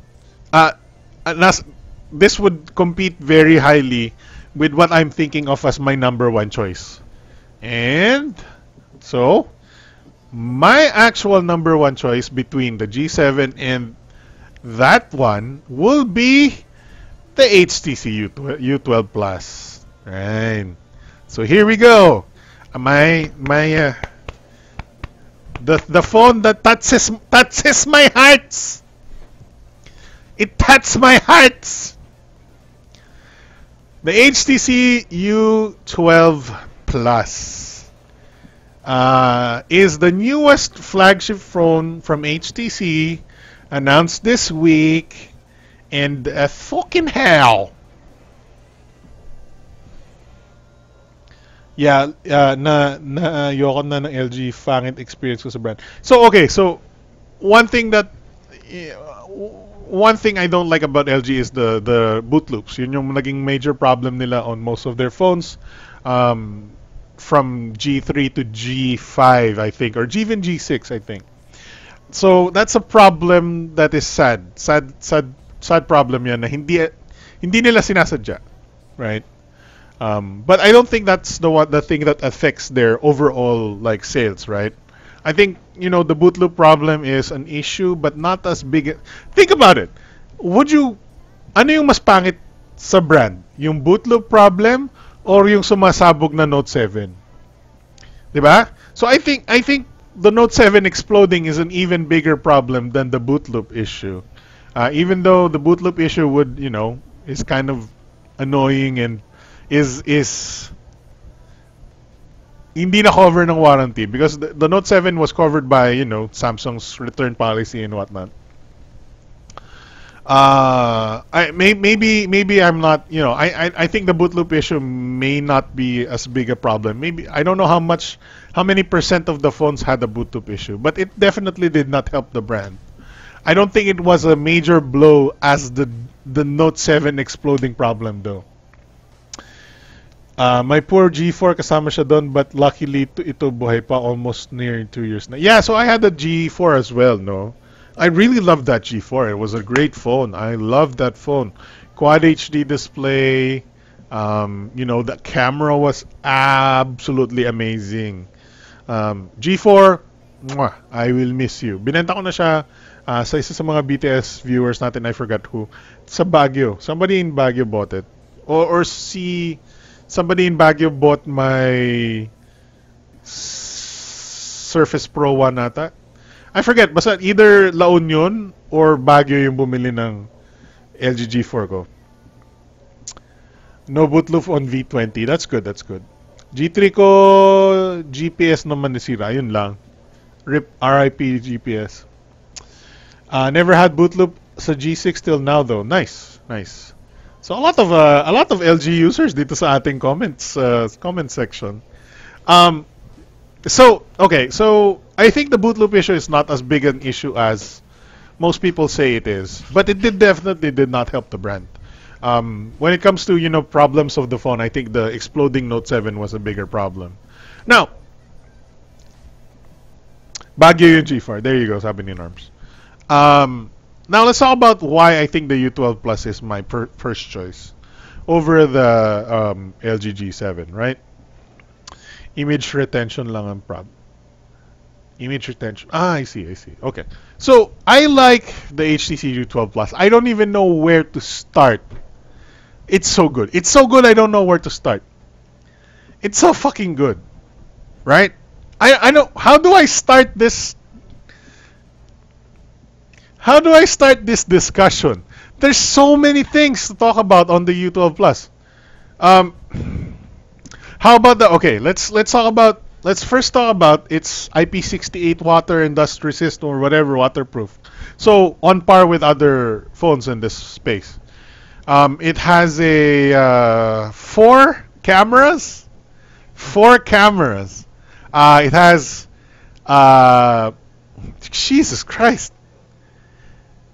I don't know how many okay, I think dalawang 16 megapixels sa likod. I think one zoomed in and one regular angle, and then some is like 2.8 megapixels. Yeah. Anyway, let's scroll muna. God, there's so many things.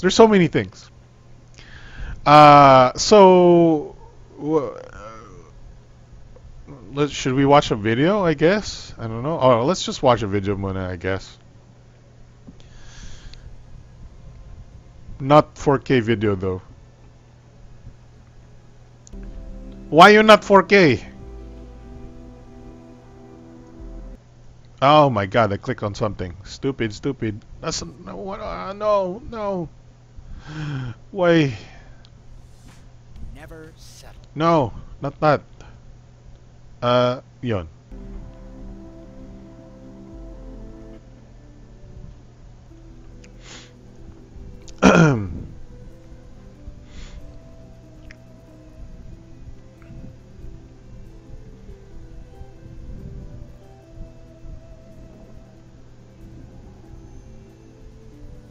I don't even know what's going on sa mga ganitong videos.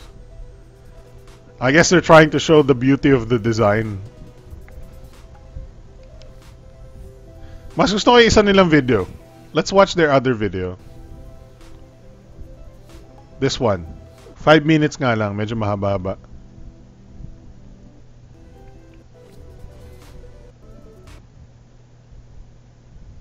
Hey everybody, Nigel here from HTC.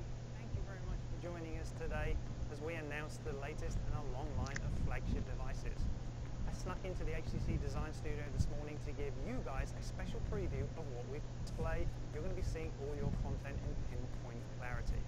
HTC's EdgeSense 2 on the side and the 16. Let's not just medyo mahaba-haba panoorin to eh.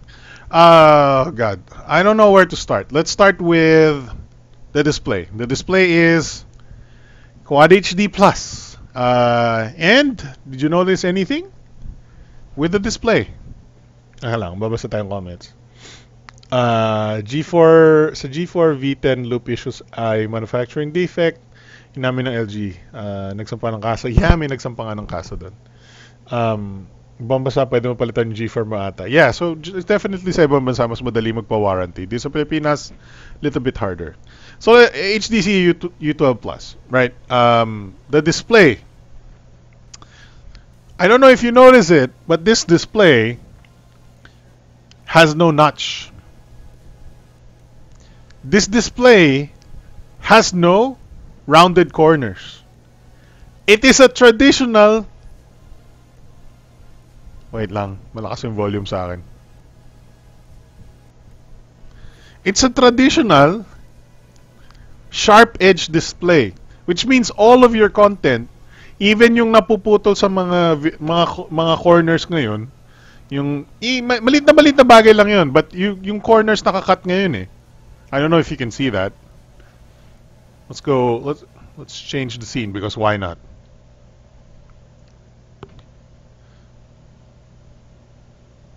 Can you see that? The display gets cut in the corners.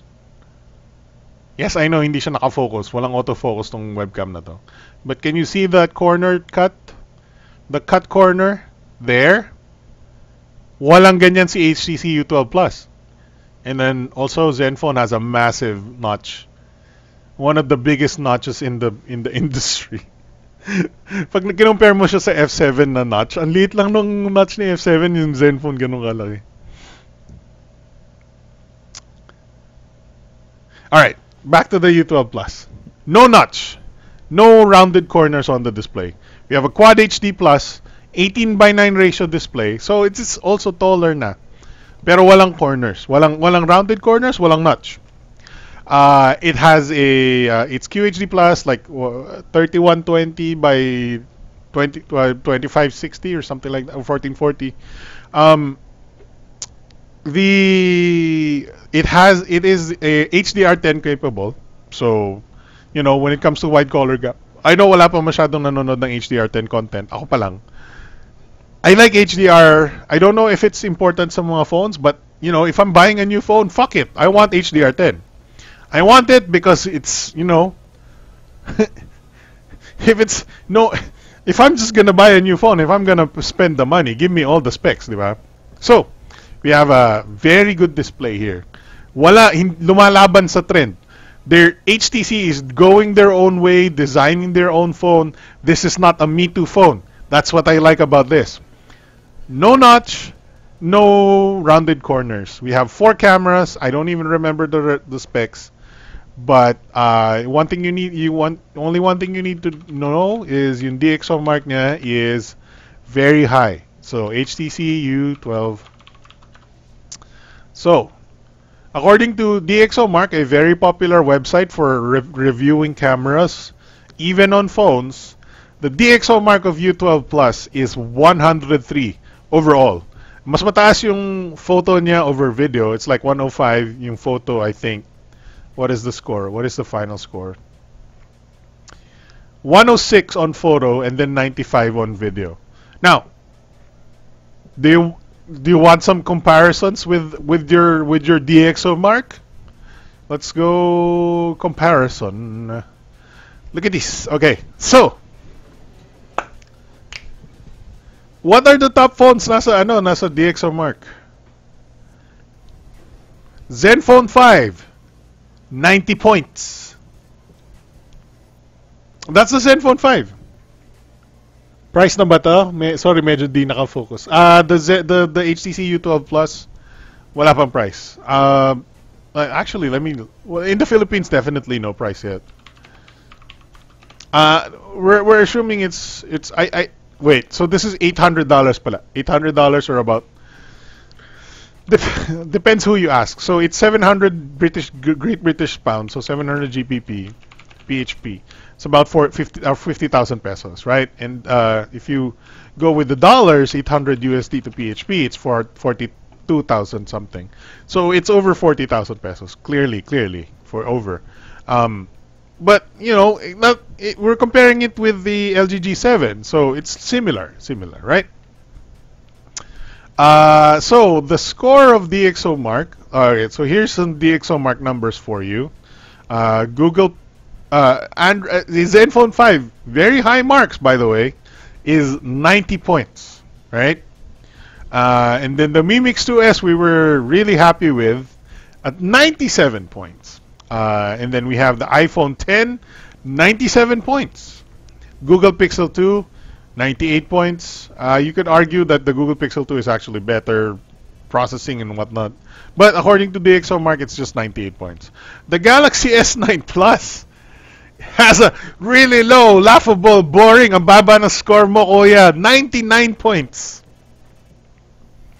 The P20, the B20 Pro, okay, sure, maybe their points are very high. 109, 102, very respectable. But top 2 is U12 Plus. So number 2 spot on the DxOMark score, even beating the iPhone 10, the Pixel 2, the Galaxy S9 Plus, the Mi Mix 2S, and whatever, is the U12, the HTC U12 Plus, right? And then there's another HTC over here, U11. And then hindi na nila nilagay dito for some reason. But my own phone, the HTC 10, it has 89 points. Oh, 88 points apparently. I thought it had 89 points, but apparently 88 points on HTC. My phone has 88 points on DxOMark. That's why I love this phone so much. Let's actually check the score for its video capabilities. I want to see its video capabilities. 86 points on video, 88 points on photo. Okay, that makes sense. That makes sense. Okay, so HTC 10 gets 88 points. I'm very happy with that. Can you see 88 points? Is it here? No. It's not even in the... They removed it from the ranking. I don't even know why. But the HTC 10 gets 88 points. Anyway, very high photography score on the HTC U12 Plus. Let's talk about other things. Let's say...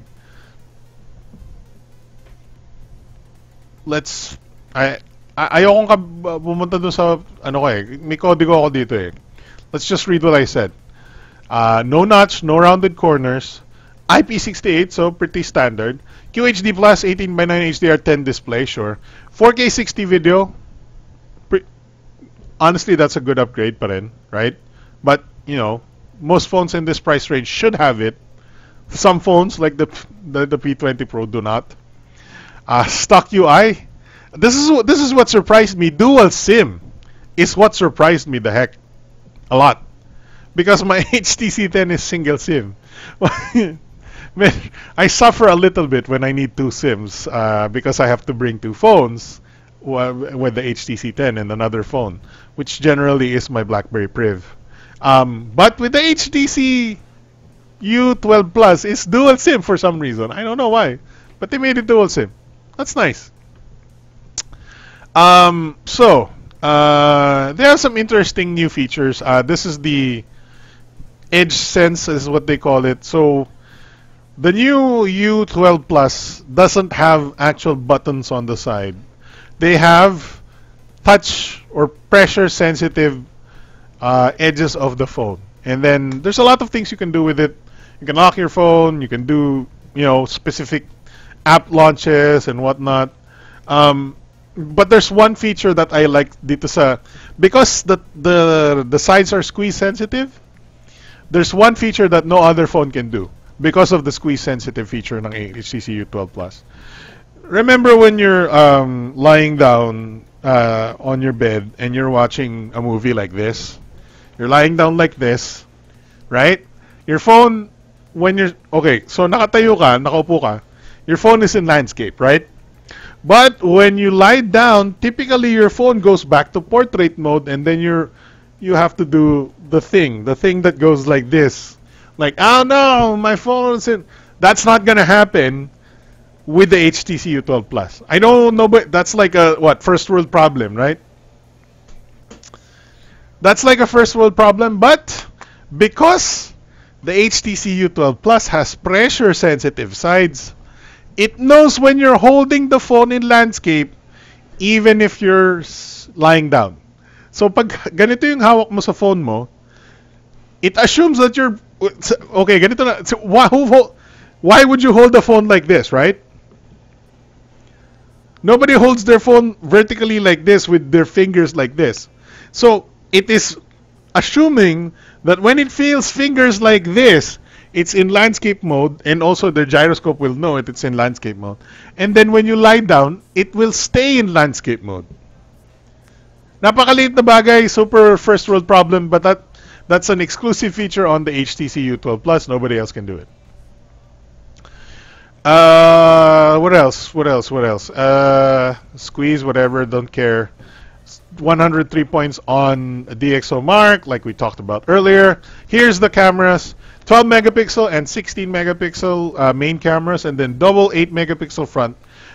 The front camera has a wide angle and the regular angle.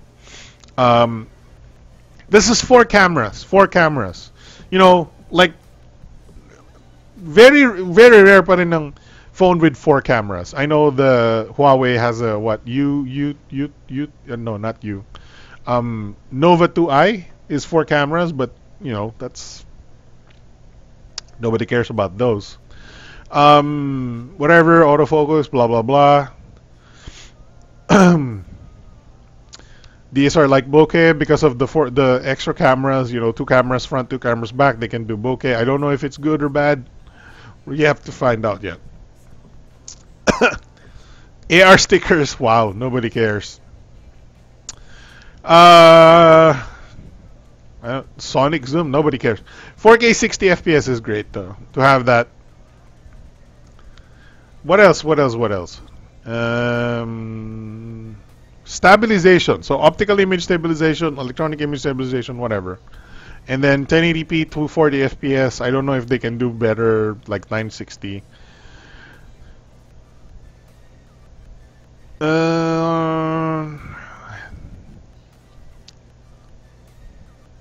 18:9 with ultra twin borders. This is very, honestly,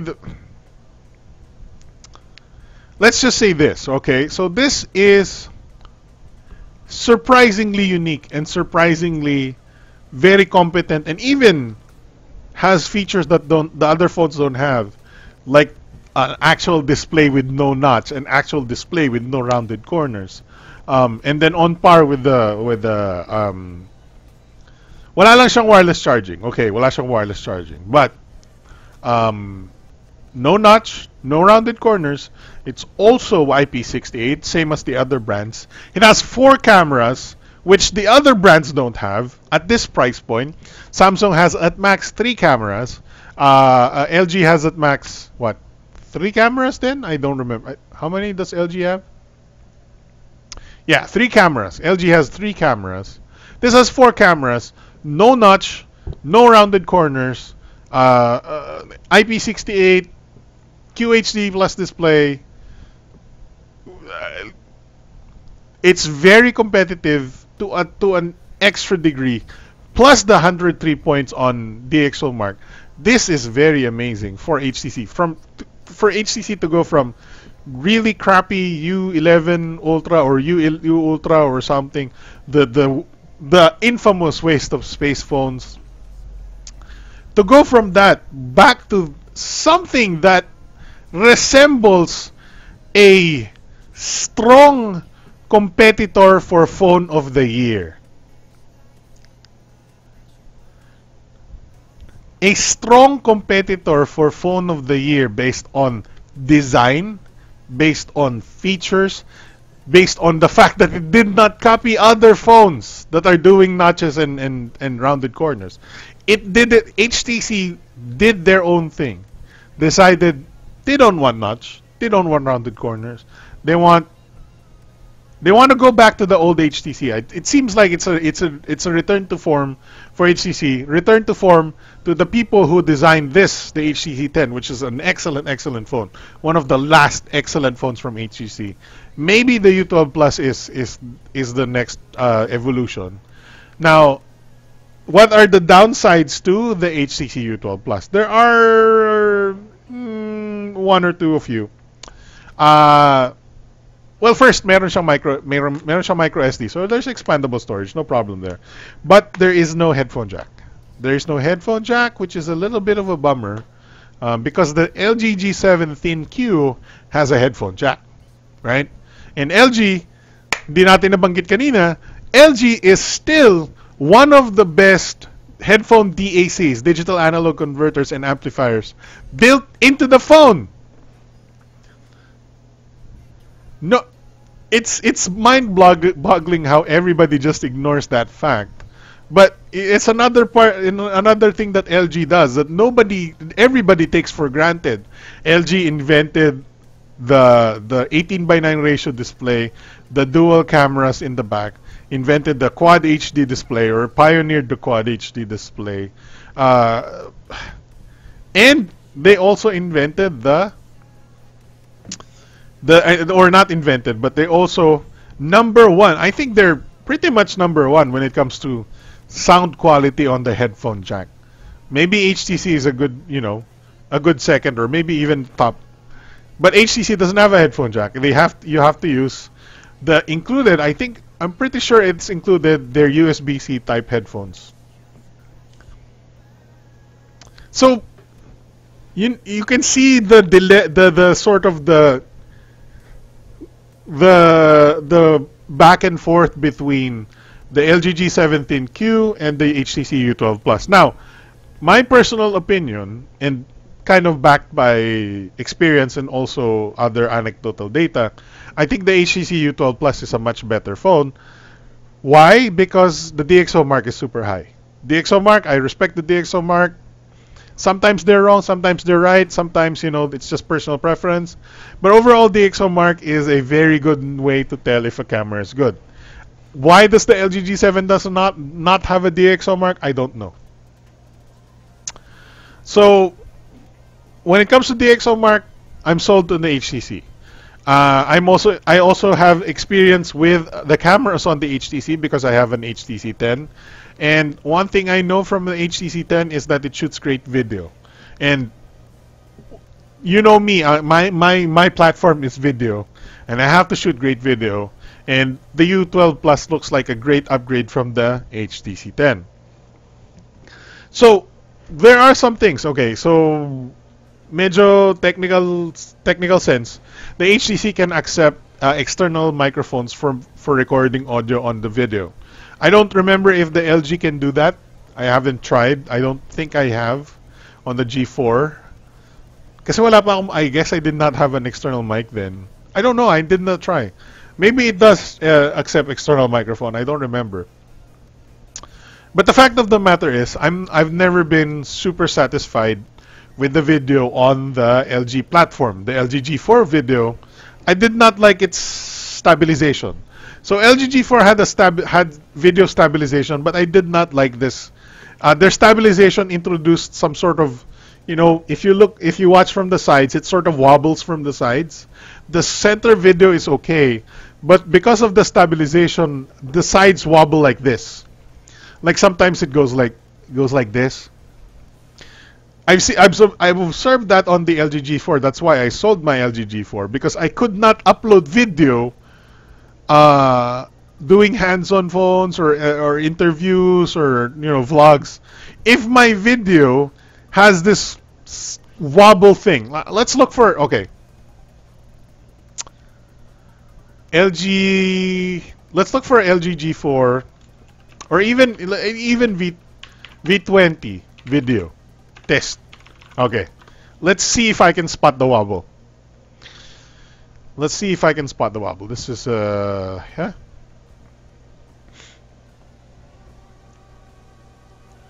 Yeah, some kind of jellies on the sides pag na vivid. Yeah, so there you go. Sabi ni Kuya Lionel Shoko. Come on, start with the video already. Okay, here we go. Yep, ganda ng quad dock ni LG, buo-buo ang sound. Right, indeed. Yo, wait, hang on.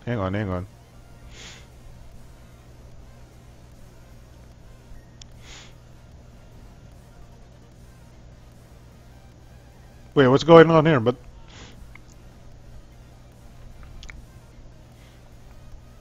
why is it shaky? Did he disable the stabilization?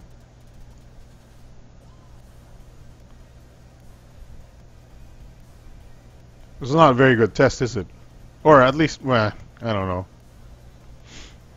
Let's look for other samples then. Excellent quality though. Excellent video quality. I want to see the jellies. I want to see if I can spot it again. Hindi siya lilitaw when you're doing some very.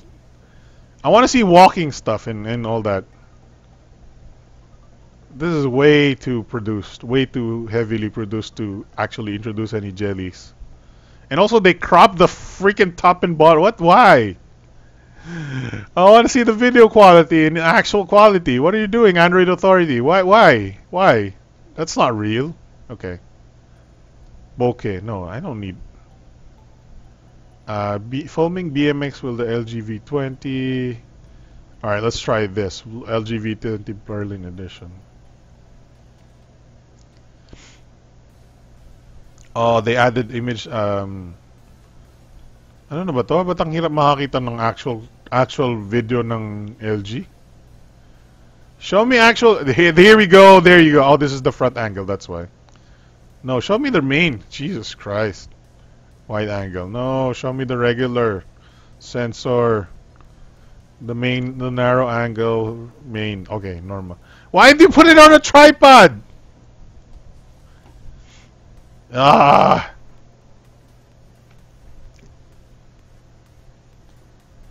Okay, let's try this.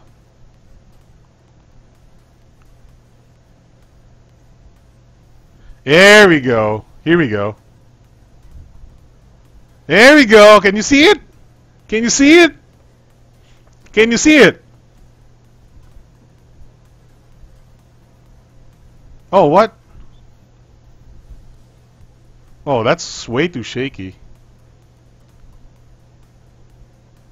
No, why are you zooming in? What kind of idiot are you?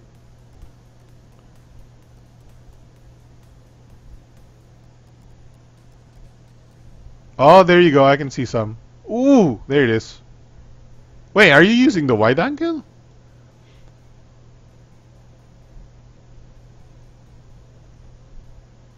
I guess this is not a very good demonstration of what I'm talking. There we go. A little bit there. There we go. Did you see that? On the top. Goes like this. There you go. Slightly better on the V20, I guess. G4 medyo malaki pa yung wobble eh. But I don't like that. You don't do videos don't wobble like this. Do you know what that is? Okay, so you know, if you want to know the specific reason why it wobbles like that, is because the image is being moved, warped, bigger or smaller when the camera moves like this. So it's stabilizing yung movement mo. If your hand goes like this, the image needs to stabilize that movement like this. By doing that, it needs to stretch the image this way, like this. And there's also rolling shutter. So if you're not familiar with that, phones and sensors have rolling shutter, right? So when movement goes like, when you move your camera side to side, rolling shutter goes like this, right? Your image goes like this. So when you add stabilization and rolling shutter, it goes like this. Gumaganon yung stabilization mo. Yeah, so bad examples. I admit those videos were bad examples. Maybe we should have gotten the G4 because I'm pretty sure I saw that it's much easier to spot on the G4 when especially when you're walking. It's stable video, but it's just not professional quality video. And that's always been a problem with LG phones, in my opinion. So hindi pa siya nag-graduate from the wobbly thing. And my HTC, I don't see no wobbles. I've shot a lot of video with the HTC. Let me see if I can find some. Let's see. Without a gimbal. Without a gimbal. Let's see. What's a good video from HTC without a gimbal? Actually, what's a good video? Andito ba yung ano ko, yung Hong Kong? Zenfone 5 launch. Hong Kong, day 5. Okay, so here are some raw files from HTC here. I still have good G4 for now, maybe 3 or 4 years or 4 since I have other plans. No problem, dude. I mean, this is nitpicky from my side because why am I nitpicking? Because I have to upload 4K videos on YouTube, right? I produce videos a lot, so videos have to be very high quality, and I can't handle the wobblies.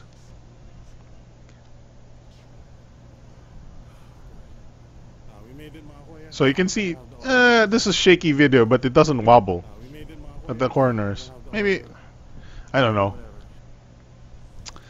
Wala ako masyadong handled eh. There's not a lot of handled here. Let's see if, oh man. This is in a, was this in a gimbal? No, I'm walking with this. Ah, here's a good example. So,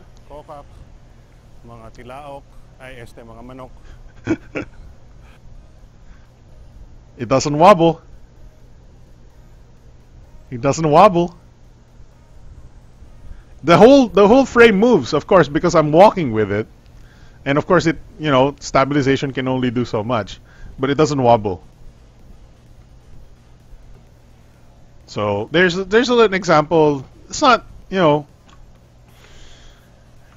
I admit, maybe, like, I'm not saying there's completely no wobble, but the LG phones have much bigger wobble. The HTC, a little bit of rolling shutter, whatever. Very technical shit. Sorry, it's not. You're not gonna notice it. I'm gonna notice it. You're not gonna notice it, most likely. So I prefer HTC when it comes to video production over LG phones. That's all there is. That's my point here when it comes to the wobble and things. I also like HTC build quality, but the problem here is this is now glass. So one thing that HTC has done now is went with the breakable phones. That's one thing that a lot of HTC fans are hating on the HTC U12 Plus, because this thing is indestructible, the HTC 10. A lot of phones from HTC has been traditionally indestructible. This I've dropped this so many times. I mean, case siya, but because I don't want to scratch the red paint, right? But this thing is really, really tough, built tough. And HTC used to be built tough. Now it seems, the HTC U12, glass back, seems very brittle. That's what other people are saying. That could be an issue. It looks very brittle now. Maybe I could be. I'm still thinking. Maybe I'll be okay with a brittle phone. The LG G7. What is it? Bakal ba yung likod? I don't remember. It has wireless charging, so it can't be. It has wireless charging, so it can't be metal back. So it must be like a ceramic back or a glass back that just looks slightly metallic or colored. So the LG G7V HTC U12 Plus, they're still tied because of both breakable backs. Not the most solid back ever, but overall I think they're very, very neck and neck. Obviously, LG has been on a much lower reputation over than I would say HTC. I personally think HTC has a better reputation, even though HTC has been really terrible the past few years. So yeah, the fact that there's no notch, the fact that there's no curved, rounded corners is huge for me. Other than that, there's 4 cameras, the IP68, whatever. So I think the HTC U12 is a great, amazing phone from the brand, and I think it's a strong contender for phone of, flagship phone of this year. I honestly think Google has some hand in this, because Google actually bought let's see, Google bought parts of HTC. Here we go. Google buys HTC R&D for 1.1 billion.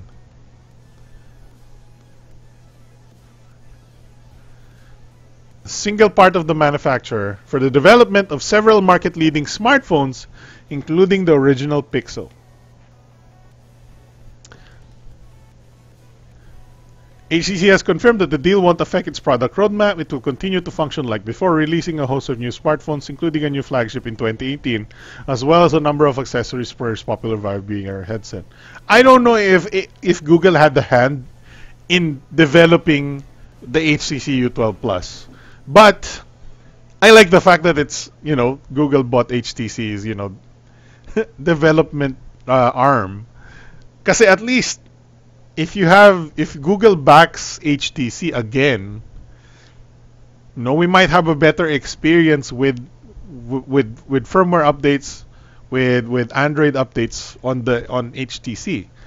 Because why would Google not support their own phones, right? Because technically they own HTC's phones.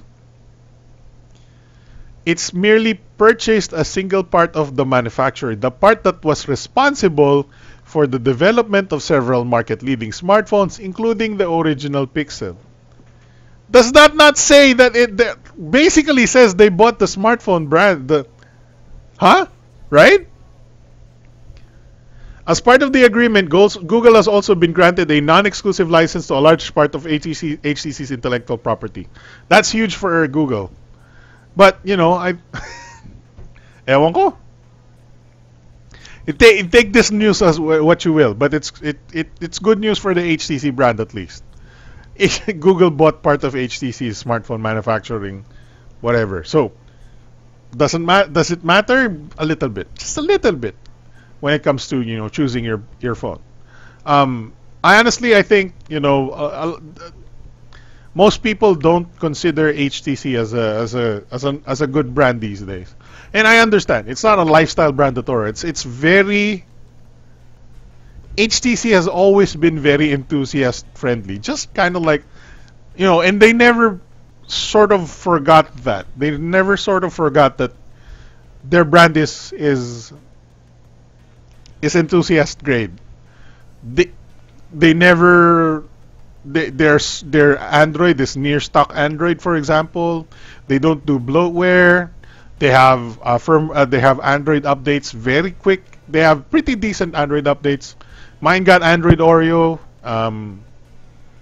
quite nicely, right? So some people do not. Some brands don't even update their phones. I got Android Oreo. I don't know if I got 2 updates overall when it comes to Android versions. I don't know if I'll get Android P on the HTC 10. I don't think so. Probably not. It's way too old. But I still love this phone. Parang Motorola mas umayos gumanda nung nabili na. Yes, exactly. So there's hope. There's hope for HTC U12 Plus. Other than that, I think it's just a great phone overall, right? Don't you think so? When it comes to like proper support in the Philippines, obviously LG has better support in the Philippines because HTC, they just recently came back to the Philippines in a very small capacity. Yung official capacity ni HTC sa Pilipinas is very small. That means I don't even know if HTC will launch the HTC U12 Plus here in the Philippines. I do hope so, but I don't know. Kasi, okay, think about, if you were HTC, sorry, 12:40 na ng umaga, but goddamn, I just want to talk about this a little bit more. If you were HTC, you're in Taiwan, you're a somewhat small company now, with medyo nalulugi, but would you allocate the resources to market, to to to send phones over here to the Philippines, to market HTC phones in the Philippines. You don't have a brand endorser, you don't have a marketing strategy, you got nothing over here in the Philippines except for maybe a skeleton crew, a couple of stores, and online shops. Kasi meron sa Lazada ng HTC phones eh. HTC U11. So here we go. HTC of Philippines, sino nagdadala? See? Gadget World. And then sometimes somebody else, like Memo Express, is also selling it. So Gadget World din ito. So, I don't know if HTC is gonna bring the HTC U12 Plus sa Pilipinas. Ito, TNL Telecom. There's also another official store ata in the Philippines selling HTC phones. You can tell LG, you can buy LG from pretty much anywhere, right? So in terms of support, LG has much better chances here in the Philippines, which is another thing to consider, especially when it comes to buying phones. It's so tough to decide. Kasi ako, this is seriously something I'm really considering, no? Even though wala akong pera. But I'm also already not predicting, but like putting it in my shortlist for phones I'm looking out for in the next year or so. Kasi I'm not gonna buy this outright immediately. I'll wait like 1 year. Once the prices go down a little bit, once a good sale comes in, I'll buy one of these phones. I'm not an immediate flagship phone kind of guy. I don't buy the most flagship. The HTC 10 I bought like 1 year after it was 1.5 years after, late. I got this for 18,000 pesos, brand new, gray market.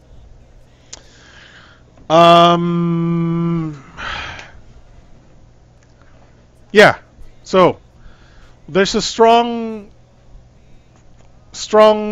like competition, strong like consideration of thinking of alternative enthusiast type smartphones in the Philippines right now coming.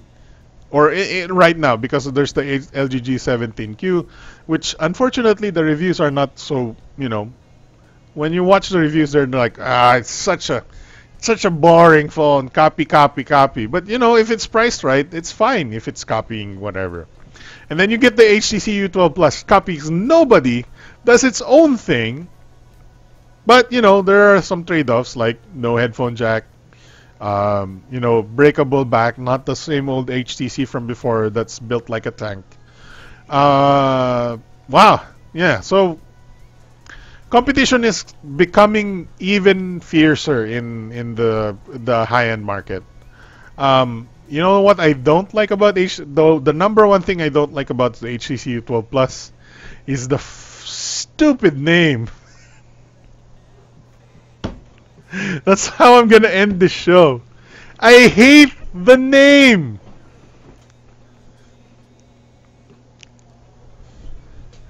The U12 Plus. Oh, it sounds like a Russian no, not the. It sounds like a German submarine. Captain Torpedo from the HTC U12 Plus. It sounds like a German U-boat. HTC 10. Simple name. HTC 10. HTC M7. HTC 1. HTC 10. HTC U12 Plus. Oh my god! I'm pangit! Just go! Okay, so that's how we'll end our show. I don't have any more topics for you guys. Honor 10 na pag-usapan natin. Oh god, A6 Plus. Let's just forget that one. Let's forget that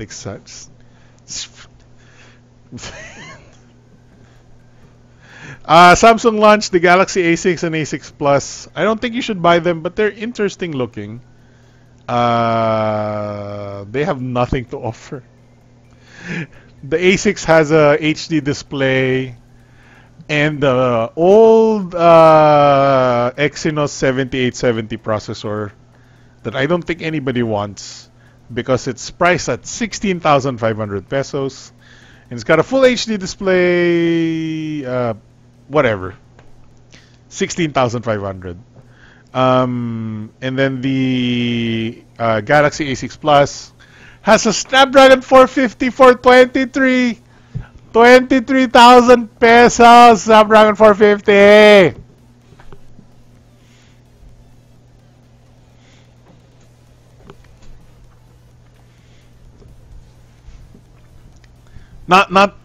Definitely not a good price. I know some people will have Samsung fans, but it's always been traditional that we ignore mid-range Samsung phones because they're so terribly priced. Terrible prices. When it comes to pricing, I'd rather get an Xperia, an overpriced Xperia, than an overpriced Samsung mid-range phone. That's how bad Samsung sells mid-range phones. Okay, so maybe you like the brand. Maybe you like, Samsung design. It's just not competitive. So, yeah.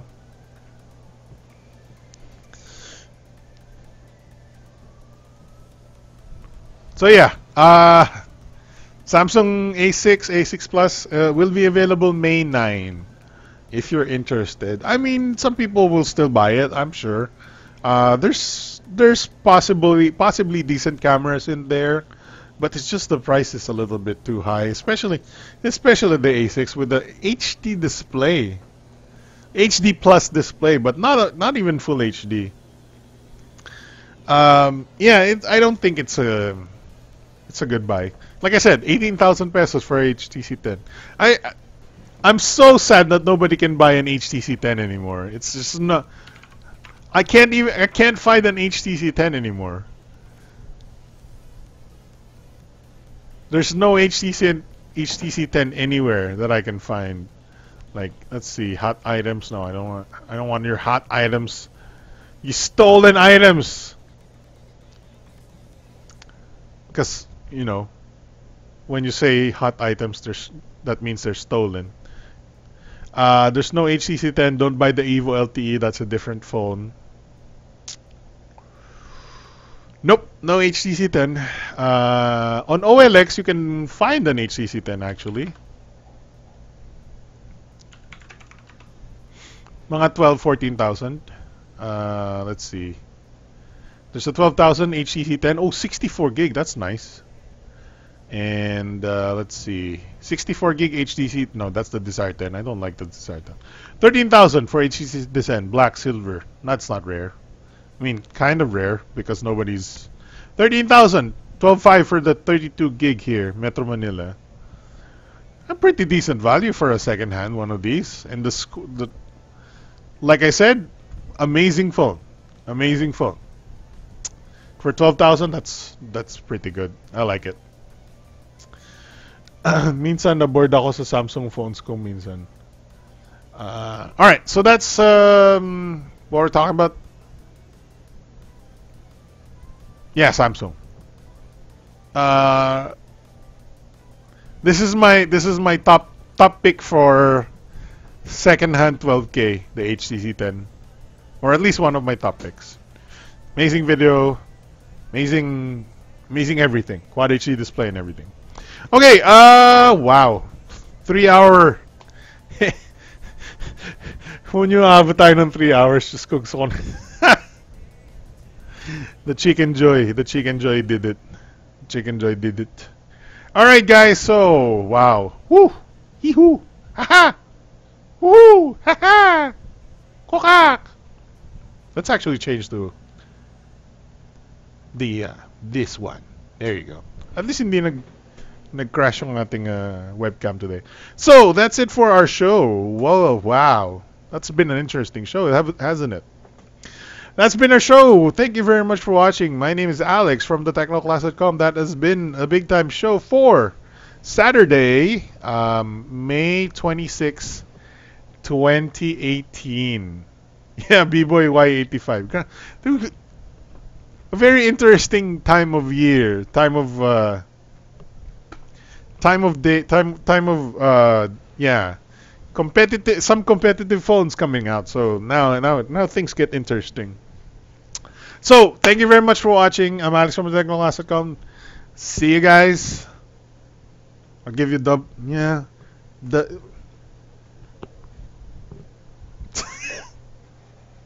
BTS Plus show.